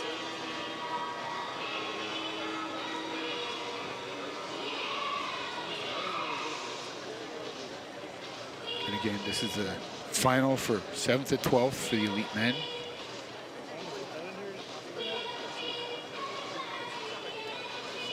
And they are lined up behind the bike in this order for our race fans out there. Hong will be directly behind the bike. Bus number 2, Gunsoli is 3, Hartman 4, Pack 5, and Andrew Chow is 6th. There's the bike. And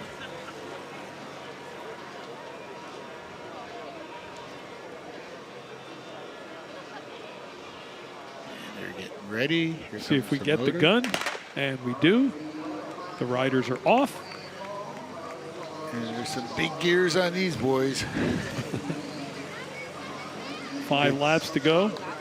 Tell about how hard it was for each of them to start the pedal. Remember, these are fixed gear bikes, so it's direct drive. A single gear on it, front and rear cog. Since they can't, there's no shifting of gears, but there's no brakes. So it's direct drive. They can't just stop pedaling because the wheels continue to move forward. So we've got the lead right now, Quang Hong from Colorado Springs, followed by Ian Buss from Briningsville. Here they go down the backstretch. 4 laps to go.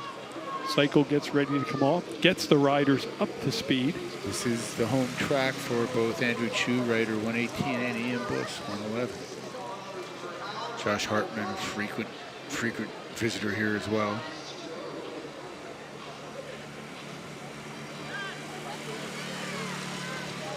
Buss in the powder blue kit. Number 2 with the blue helmet. We've got a flyer here. Oh, the bike pulls off. That was great timing on that run. Justin Pack, I got to catch a number. 118 just sprint to the front. That's Andrew Chu. He's got 2 laps to go, and he knows where to take it. We'll get the bell as they come around. That's them heading down the backstretch. Now they're in turn 3 and 4. A lot of flip-flopping the spots, all in direct attacks here. This is a great race. This is a great speed going on here. Rider 127, that's Dylan Gonzalez. He's pushing it. Here come some riders as the whole race. They've been jockeying since the cycle left the track. 3 riders pulling away. Gonzalez trying to hold them off. It's Gonzalez to the line, and he holds them off. Wonderful run by Dylan Gonzalez. Who was the rider that made that jump on the bike? I can't catch his number. It is just pops into the frame in the back. See Gonzalez, I can't grab that. That was a great run. I love that move if we have that. That was Ian. Was that Ian Buss coming back?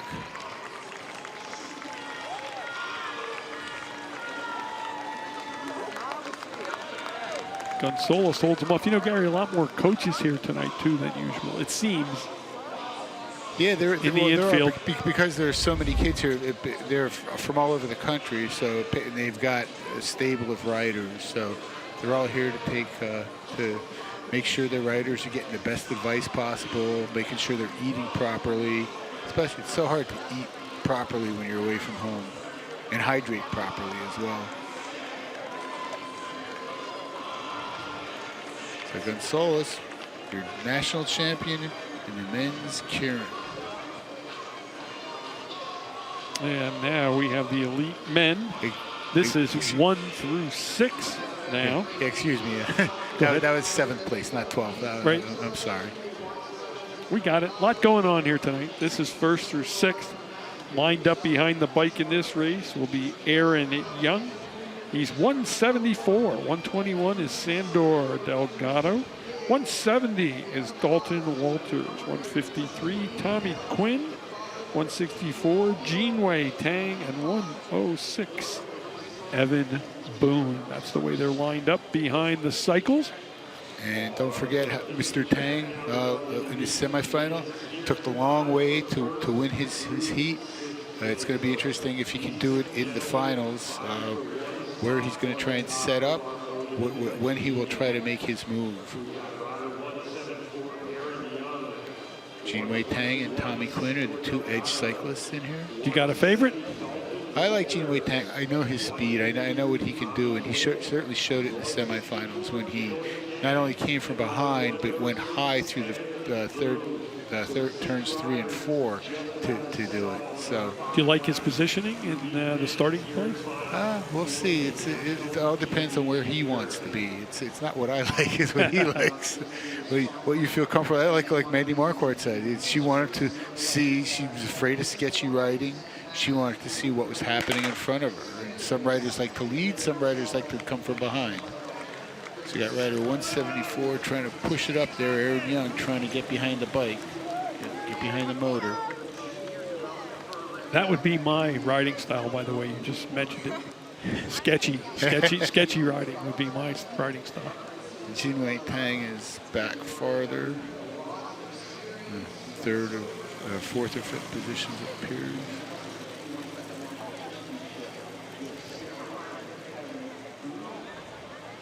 Here they go. Cycle on the track, 4 laps to go. Cycle mania.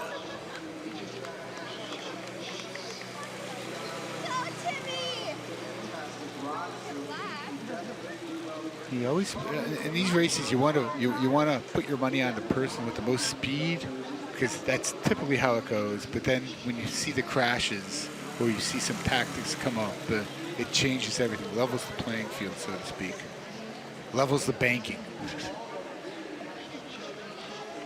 Got to affect you a little mentally when you see a couple of crashes, as we have tonight. And we're getting ready for the motorcycle to pull off. Everybody's kind of jockeying.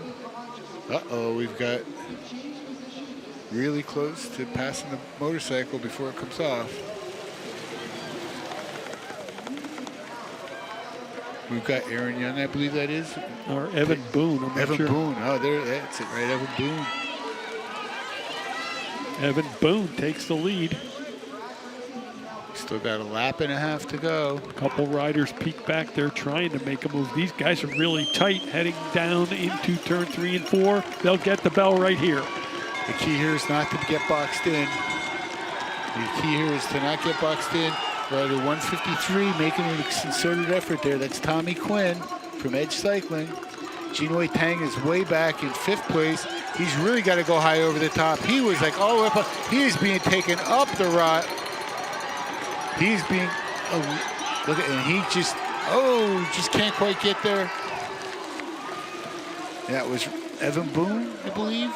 Rider 106, man, there was a lot of bumping. You talk about bumping. We had a great shot as they came in turn 3 and 4. Couple of riders. Several riders banked off each other. Several riders there worked to take Jeanwei Tang out of that race. They forced him up high and then just kept him high into 3 and 4. Here you see Jeanwei Tang trying to make the move, trying to go to the outside. There it is down the back straight. And just look at the rider go up, push him up even higher. And he can't, look how high he has to go. He can't get over the top. And he still almost gets there. But you had Boone riding in that sprinter's lane, riding the black almost the majority of the way, much shorter distance. And Jeanwei Tang, who used that, didn't mind taking that higher road in the semifinal. It was not, did not work for him this time around. But then again, you had some people working against him, not just taking him high, but taking him very high. Evan Boone's going to pick up his championship in the elite men's keirin. All the way from Sierra Vista, Arizona.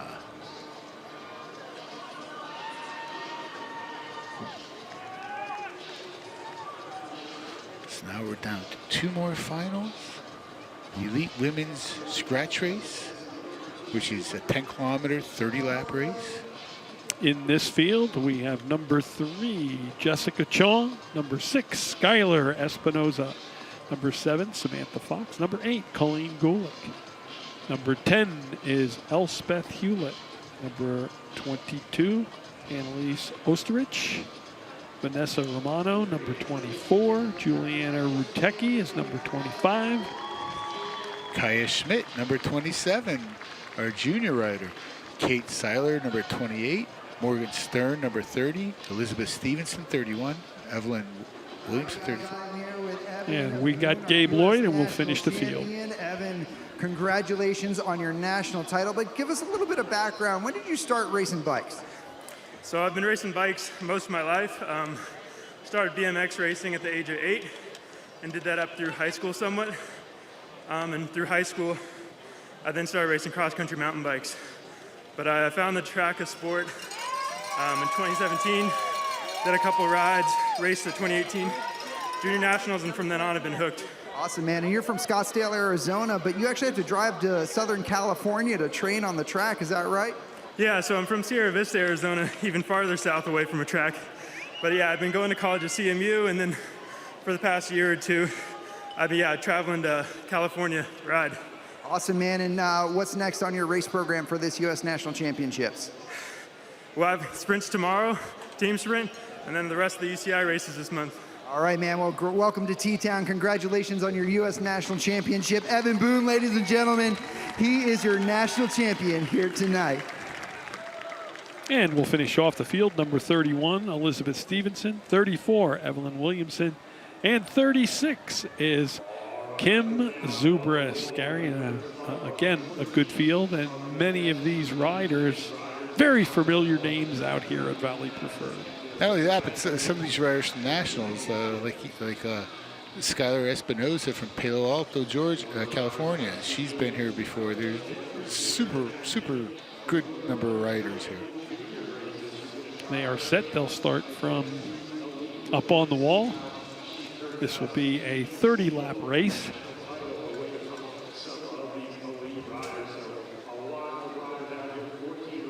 Somebody in the field chilling to the music back there with the black polka dotted kit on. So I want to keep our eyes on rider number 27, Kaya Schmidt, because she's already got 2 junior national titles this championships. Now she's riding in the elite scratch race. Yeah, she warned us about that. I think she's in number 3. There she is. Let's see, the Lux rider, if we didn't know, right? We know now. With a powder blue cycling shoes. And the strawberry on the knee, probably. I wonder what percentage of riders down there have some form of strawberry or road rash.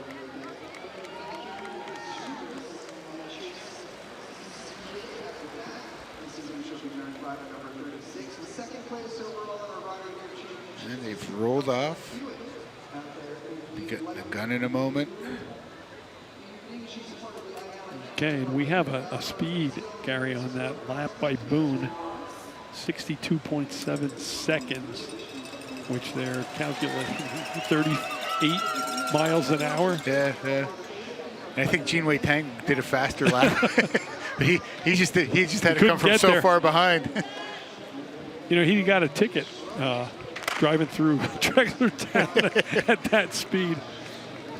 It is a 35 mile an hour. That's right. He got big time. That would cost him $156 and 3 points.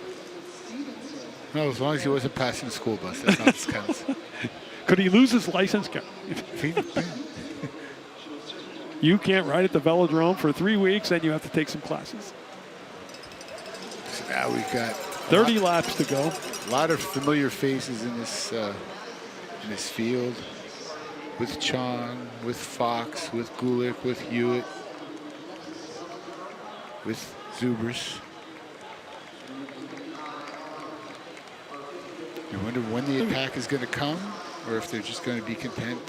I mean, the men's field was good because it just destroyed everybody. And we're going to be coming up with the the elite men's next. But the men's 17-18 final was truly a fun race to watch because of how the field broke up, how the leaders stayed together. Watching that men's elite, I have a funny feeling Dakota Stein's going to be hanging around somewhere near the top. They're all keeping an eye on each other right now. Colleen Gulick. Not sure that. I wasn't here for the Artie Greenberg 5 mile and 10 mile. Did Colleen race? Wow, you're taxing my memory. Because I know Elspeth Hewitt won the 5 mile. That was her first Friday night victory. First, right. She won. I'm not sure if Colleen ran. I'm going to guess maybe yes. If I had to put money on it. I was distracted there by Kirk Cousins walking past us in the Minnesota Vikings T-shirt. It's nice that they walk around with their names on the back of the jerseys. Looks bigger on TV. I have a brother-in-law who claims he was on a flight to London with Donovan McNabb during the NFL season. I said, how did you know? He said he had his jersey on. They're heading down the backstretch. Seems to be picking up a little bit of speed. No one wants to take the big pull.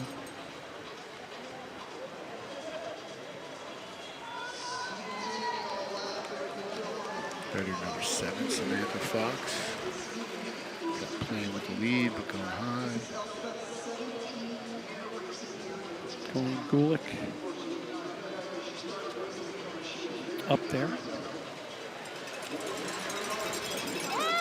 Gulick now back in the middle of the pack. 25 laps to go. Looks like a bunch of dive bombers coming from up top when it's a big line there. It is a very picturesque thing. It's particularly seeing it live. It's just so much fun to watch the shape and form of the field. If you haven't been out here, you've got to make plans on a Friday. Someday I will sell them on the idea of a velo pool. A velo? Right in the middle of the big circle of grass right there. You keep pushing that. I do know a bunch of guys on a particular crew that work here that might even set up an hour earlier if they could take advantage of the velo pool. Hey, there was just an article by Mr. Munchak in the morning call about the county putting in a pool. You better send them a note. This is a county property, correct? Correct. Huh. Pool works perfectly. They'd have to get lifeguards out there. They're at a high rate of competition for lifeguards right now. There aren't enough. If there's got to be some cycling lifeguards out there. We'll get them a bike with a pontoon on it, so if you're in the middle of the pool, they can pedal out, get in a workout, and get you out of the pool. So we're solving a bunch of problems. If you put a pool here, you could run a triathlon right out of here too. There you go. What do they do? 5 miles running? Whatever they want. Swimming? There's certain distances. Vanessa Romano was leading that lap, Philly Bike Expo rider from Allentown, Pennsylvania. Our stat guy. Bob Mesco, ride and dive. Hey, and then we can have an X Games off the ramp, spin up in the air, and land in the pool.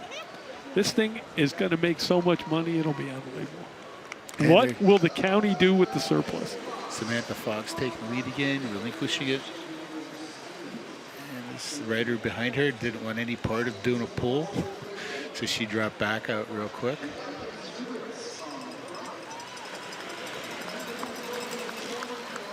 Evelyn Williamson from Oakland, California. She was enjoying the music before the race started. We got 20 laps to go. Kim Zubers was up at the front. She dropped back. They're all kind of taking turns, pulling up. Pulling up, dropping out. Now we've got a little bit of, looks like a little bit of an attack. With 19 laps to go. That looks like Jessica Chung. And she's being joined by Colleen Gulick. They're knowing who to mark. Elspeth Hewitt right behind them. Gulick leading, Hewitt pulling. Just speeding up the pack is staying together. The field is, they're not really strung out. No one's out of it yet. There are little bursts of acceleration, but everyone seems content to be part of it. Juliana Ratecki up there from Westchester, Pennsylvania. 18 laps to go. 18 laps to go. A lot of people don't understand when they watch these women race and these men race the discipline that goes into their pedal stroke, the posture on the bike, the attention to detail of everything going on around them. It's like hand-eye-foot coordination to the utmost. It's the coordination, we were talking about it before, with trying to find those spaces to exploit to get between two other riders. And it's just like hockey or soccer in that regard, trying to get through people. Want to throw out and a reminder, the Iron Pigs will be back in town. They'll be back on Tuesday through Sunday. Saturday, a doubleheader. Those are 7-inning jobs. So you can get over to the park. If you can't make it to the park, keep it tuned right here and Service Electric Network. Katie Seiler in the magenta and purple, leading on the back straight right now. Katie Seiler is from Louisville, Kentucky, riding for the Levine Law Group Women's Cycling Team. 15 laps to go. Gary, they just seem contented here to stay together, have some tea, burn off a couple of laps, and I think when it gets down to about 5, you're going to see some riders start to make a push. Yeah, it will shatter then, I think, for sure. But right now, everything, like again, the field is intact. No one has taken it apart yet.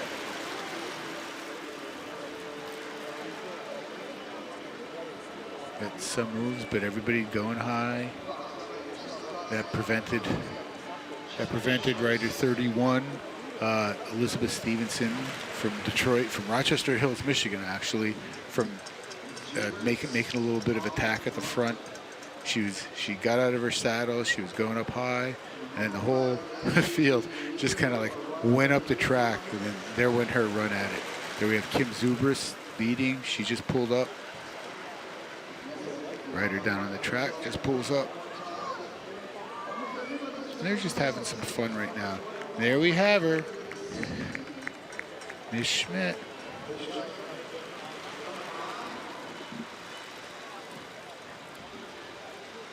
The white helmet. I got to check with Kim Zubris if she's a Jacksonville Jaguars fan. That just reminds me of the Jacksonville Jaguar colors a little bit.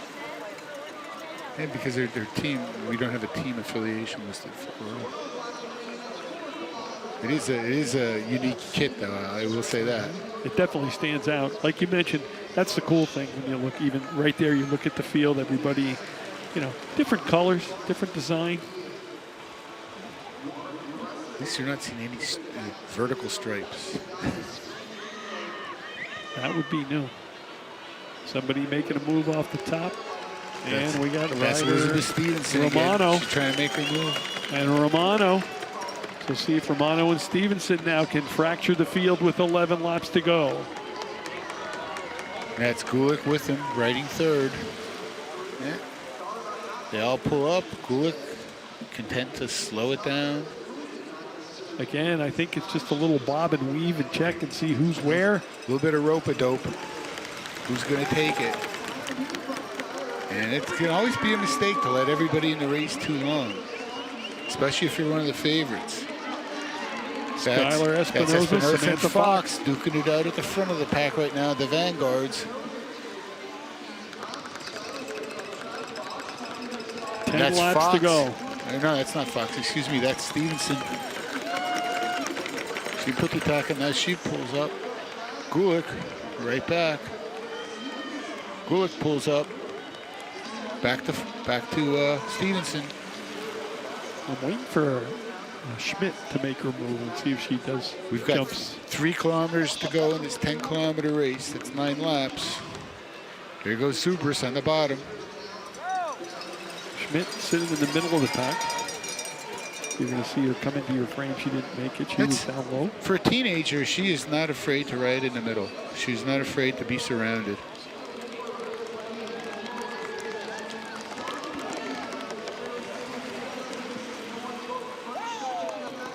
See where they make a move. We've got 8 laps to go. I want to see if Schmidt makes a move. You see there, she's sitting right in the middle, 3rd rider. And she's not afraid to be in there in the mix with these women. Here, right between Colleen Gulick and Samantha Fox.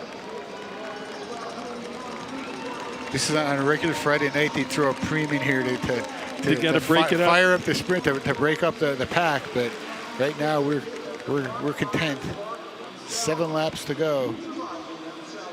They're all measuring each other up. They all want to make sure they have space, they have room, they don't get hemmed in. That's why they're riding higher. We got one rider diving down a little bit, trying to accelerate. That is rider number 10, Elspeth Hewitt, the winner of our 5-mile race last week, the Artie Greenberg 5-mile. She got some chops after last week, some confidence. There goes Gulick again, over the top of Zubris. But again, they're high in the track. This is just, they're using the full width of this track. Look at that there. You can't put many more across. 4 or 5 riders in some spots. It looks like the Indy 500 the way they're lined up there. They're all just waiting to go. They're waiting to hear that bell. There we go. A bunch of riders now. Nobody taking a flyer. So what's your gamble? When do you think, are they going to wait till the last lap, or are they going to wait till two to go? I think 2 or 3 you're going to see somebody make a move. I think eventually here you're going to see Schmidt make a jump out of the pack. She's been hanging that same position if she's still there. Yes, there she is hiding. I think she's marking a rider right now. I think when that rider goes, she's going. She's sitting in 3, 4, 5 almost the whole race. Like you noted, Gary, she's not afraid to be in the bunch. I think that benefits her too. They're probably looking for her. Yeah, Gulick and Stevenson seem to be in control here. Now there's a push. Gulick out of the saddle with 3 laps to go. A little bit over 3 laps to go. Gulick and Zubris up at the front. Just leading them. Looks like a cape behind them right now, the 2 of them at the front. Now we've got rider number 3, Jessica Chong, joining them. She's up there too. The 3 of them controlling the front of the race. They've got the control of the field right now. They can block anybody if they want. They've got a little bit over 2 laps to go. Chong putting the acceleration on. She's got the long route. She's up on top. But it's Gulick on the bottom, Zubris. Now Stevenson on the top. Stevenson making a push over the top. They're going to get the bell. This is lap number 2 left. They're down at the backstretch. Very tight, spread out across the track. They hit into turn 3. Gulick and Zubris very aware of Stevenson. Now another rider comes up. Rider 21, 31. Ring-a-ding, there they go. It's 27, rider 27. Kaya Schmidt on the bell lap, explodes. She's got the lead. 2-time junior national champion this week. She's leading it. She's leading out. Can she do it? Can she hold on? She exploded at the bell. She's driving it. But oh, here comes rider number 10, Elspeth Hewitt, with her 2nd big win on a Friday night. Congratulations, Elspeth Hewitt. What a ride. Good job. Schmidt came from out of the middle, Gary, as we thought she might do. Great job, but Elspeth Hewitt makes a move in turn 3, and there you see some well-deserved high fives in turn 3 She's and 4. beside herself. Look at her, she's in 3rd place. Look at her accelerate after using Colleen Gulick's wheel, accelerating past her, using that slipstream, and now she's up high, but she's got enough juice in her. Look at her going after that. Look at her go. Amazing. And then afterwards, she's beside herself with joy. She can't believe it. She's got her hand to her mouth. She's ready to cry. I think Schmidt actually finished third, got caught by another rider. What a great race. They all hung together fundamentally for all the laps, and then Elsbeth Hewlett jumps on the win. A smile like that is complete joy. Romano, it looks like, came in second.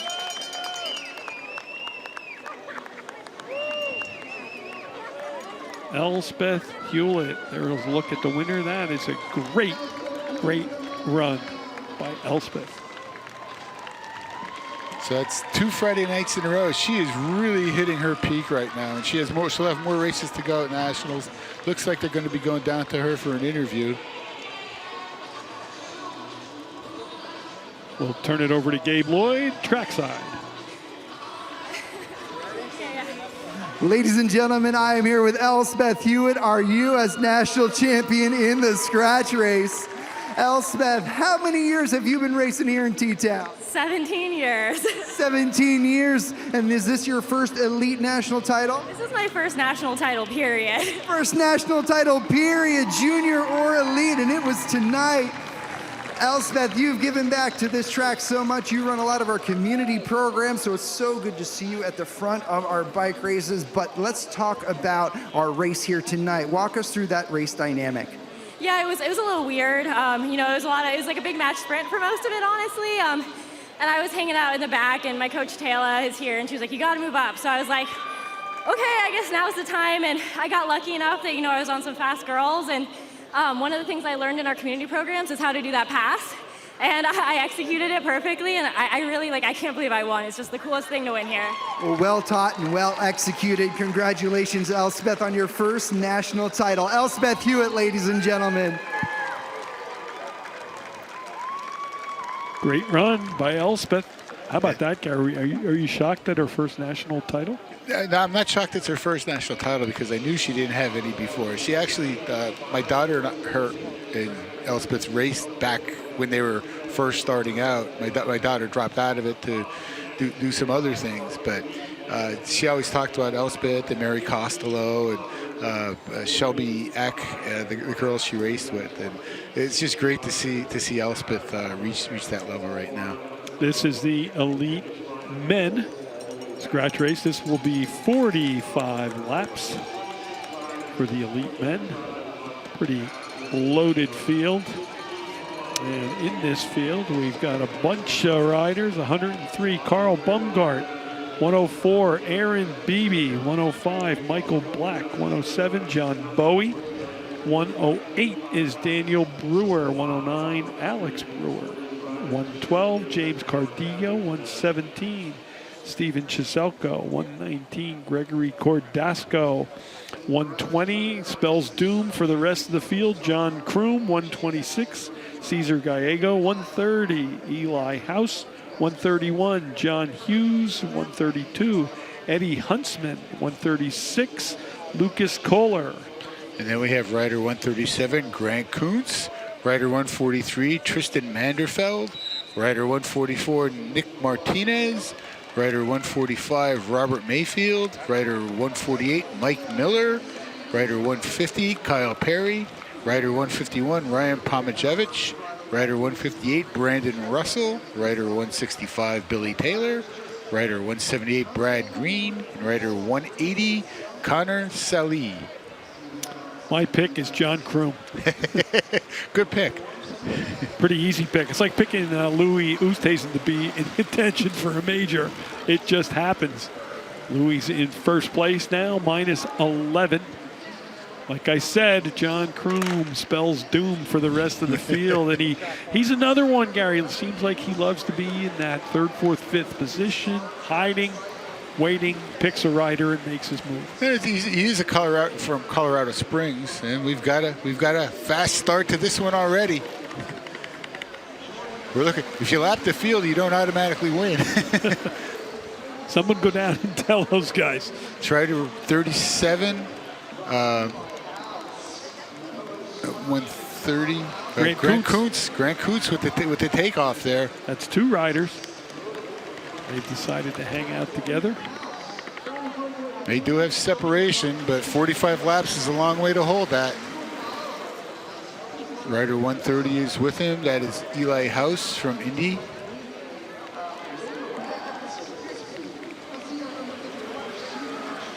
You've got Kuntz. You've got Hughes. They're right now holding off the rest of the field. This would be amazing if they can hold on. The only ones I've seen do this, as I mentioned in the past, is the German riders. When they get out in front, they really talk about spelling doom, woof, they go. The push peddlers.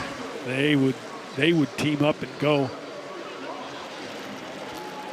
This is about a quarter of a track lead right now. Just depends on who wants to get serious in the back, if they're going to consider it a serious breakaway threat. With only 2 riders, it's a lot of strain. You've got a whole big train behind them. Once again, our crew here tonight from Service Electric Network on camera: Travis Huffman, Zachary Long, Rocco Maffa, Brad Wernick, Parm Long. Giving you these great camera shots. That's a close one right there. There's Eli House looking back at the field to see how much of a gap they have. Again, it's still only about a quarter of a track. If they're talking out front there, I know what he said to them. It's not enough.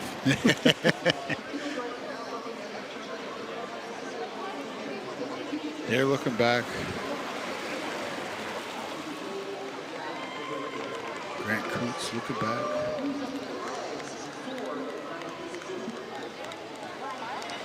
I wonder if Grant Kuntz is related to Dean Kuntz. I don't know. There were a couple riders there. Huntsman and Hughes, those are 2 TV-related names, as I was reading when I was going. I like the Brewer and Brewer, both spelled differently. Brewer, B-R-E-U-E-R, rider 108, and Brewer the traditional way, rider 109.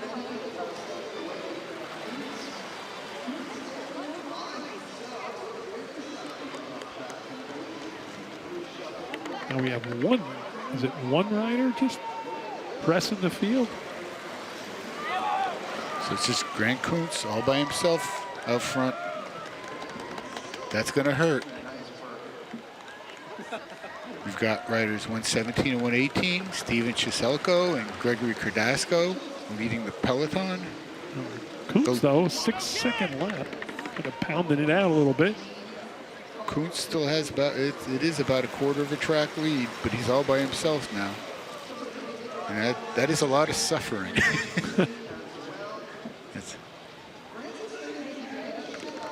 Although he's kind of gaining. Are they not paying attention? I don't think they're too worried about it yet. I mean, the field is 35 starting to string out now. He's almost up to a half lap now. He can push this. If he does catch the field, is there bonus points for this? Or do they have to catch him? This is scratch race. It's so first one to the line, yeah. 7.9 seconds that time. He's dropping down a little bit. The field is picking up. There's more of a concentrated effort to close that gap. They're going to reel him in. And he's slowing down on that. Rider 132, looked like he did Eddie Huntsman.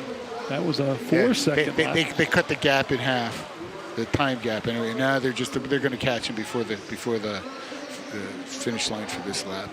They're going to catch him before they hit the straight.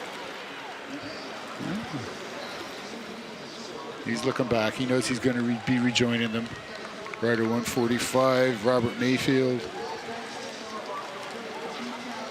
So it was a nice, entertaining run while it lasted. An effort. Now he's got to recover and try and get it back together for the end of the race. We have the horizontal stripes. There's Mr. Kroom with Robert Mayfield.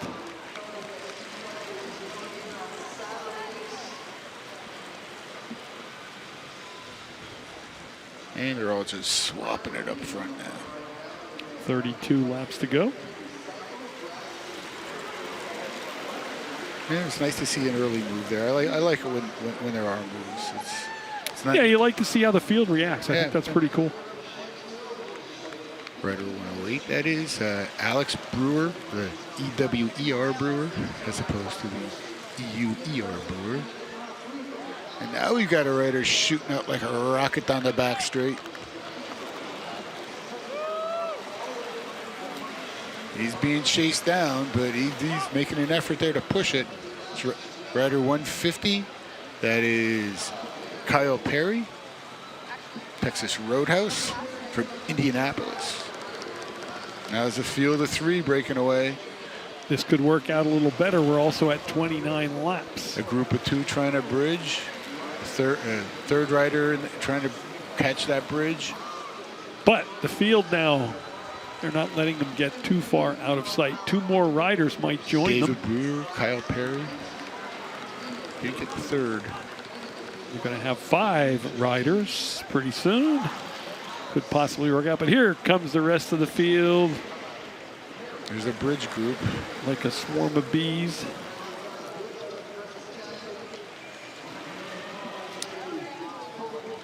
And the rest of our Connor crew Saley. tonight, Master Control, Dan Himmelwright, Audio, Joe Wasim, Video, Scott Richardson, other video, Jason Huffman and Jake Leiby, Bob Mescal on Stats, keirin, Ian Boyd, Technical Director, Doug Long, and our Director is Dwayne Long. Thank you for their services. Time, setup, able to bring you this production. Okay, we've got our lead group of 3 has turned into a group of 6 now, with John Kroom just joining the fun up front. Plus, you've got another bridge, about 4 people. So this will be a breakaway group. Now you got a solo bridge. Rider 103, Kurt Baumgart. But folks, there's no London Bridge. That one fell down, so they're not there. Is there a Brooklyn Bridge? The Brooklyn, oh yeah, the Brooklyn Bridge. And the Golden Gate. I guess those would be the 3 that would come to mind for me. Eddie Huntsman in that lead group. Is that? It's a group of 6, about to become 8.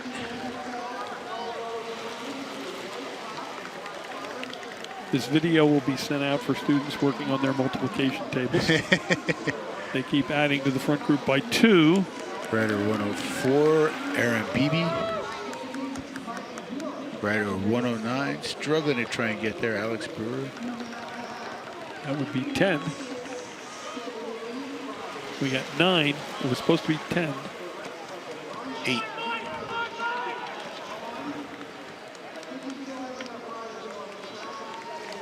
Eight riders.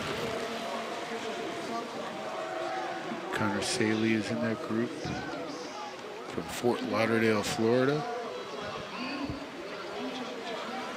22 laps to go. Keep you informed on the lappage. Somebody's up top might retire from the race. Now that lead group that looked like it might work together, kind of breaking up a little bit into separate little groups, fiefdoms, if you will. They're a little fractured right now, the rest of the peloton. One rider is going to resign. There's another rider about to join that group to make it into a group of 9. Somebody just pulled off. Steven Chiselko, maybe, if that's 117, I can't quite see. The orange helmet you can't miss.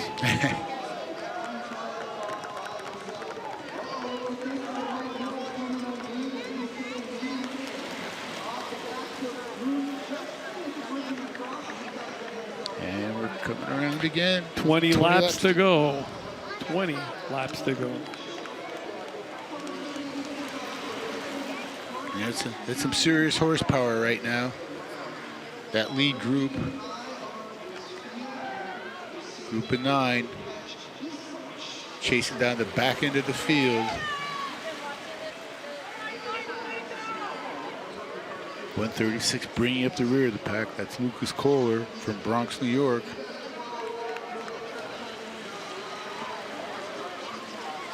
But we will, with 19 laps to go, we will see some havoc here in trying to figure out who the leaders are. because they will be joining. They're about a quarter of a track behind the leaders, behind the field. This is where it gets a little dicey. Here come that's that. You're looking at the lead group.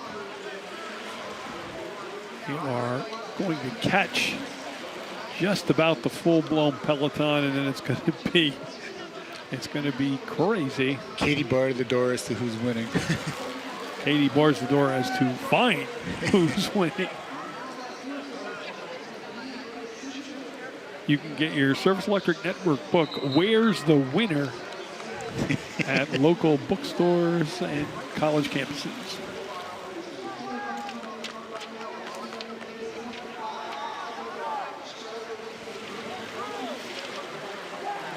Rider 151 is being pulled out of the race. That is Ryan Pomajevich, our local rider.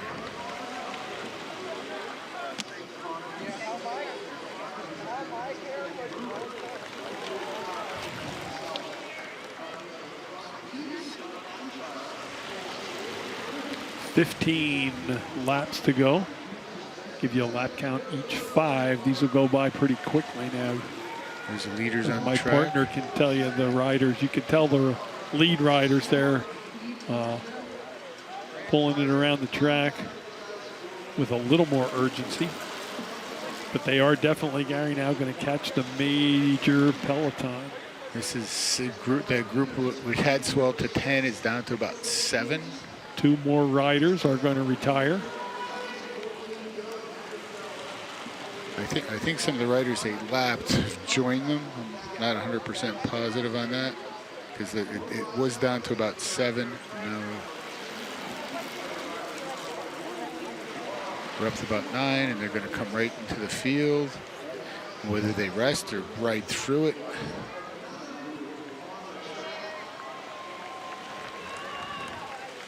Eddie Huntsman is up there leading the charge. 13 laps to go. 13 laps remaining. Just over 4 kilometers. The Tour de France, that would be a sprint. They were going up the inclines, I guess, the middle of this week over at the Tour de France. That was pretty interesting. Now we have 2 Texas Roadhouse cycling teammates, Kylie Perry, 150, and Eli House, 130.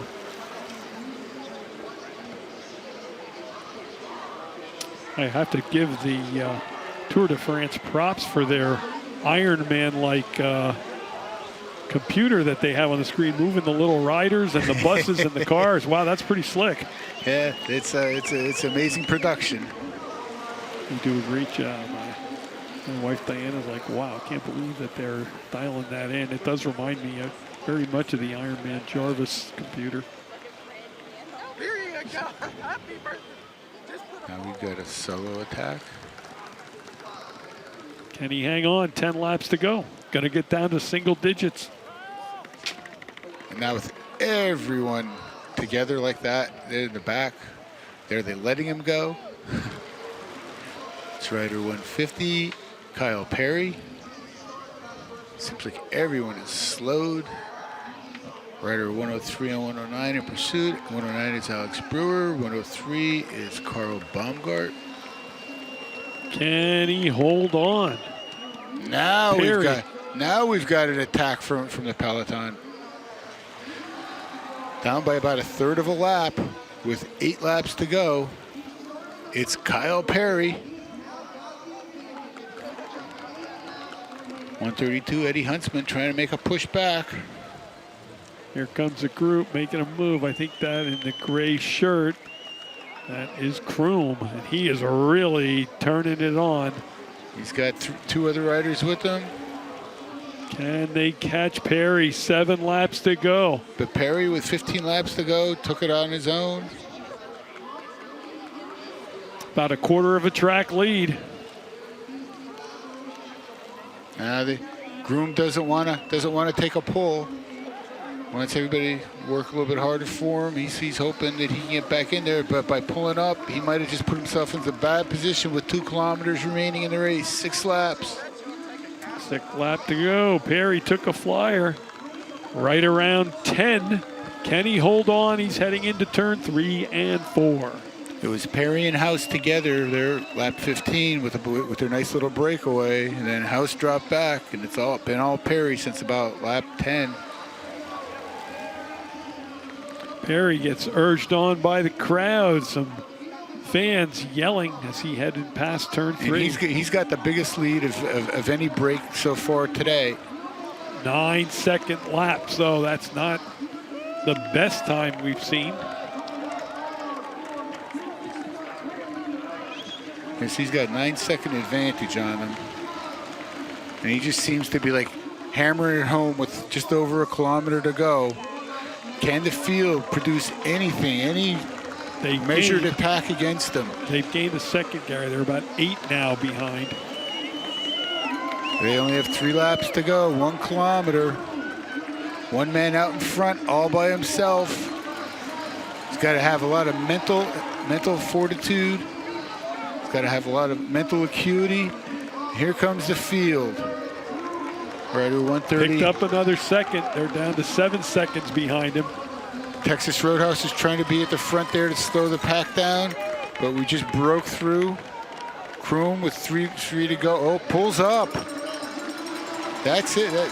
They're not going to catch him. They've given up, Gary. 2 laps to go. They've pulled back.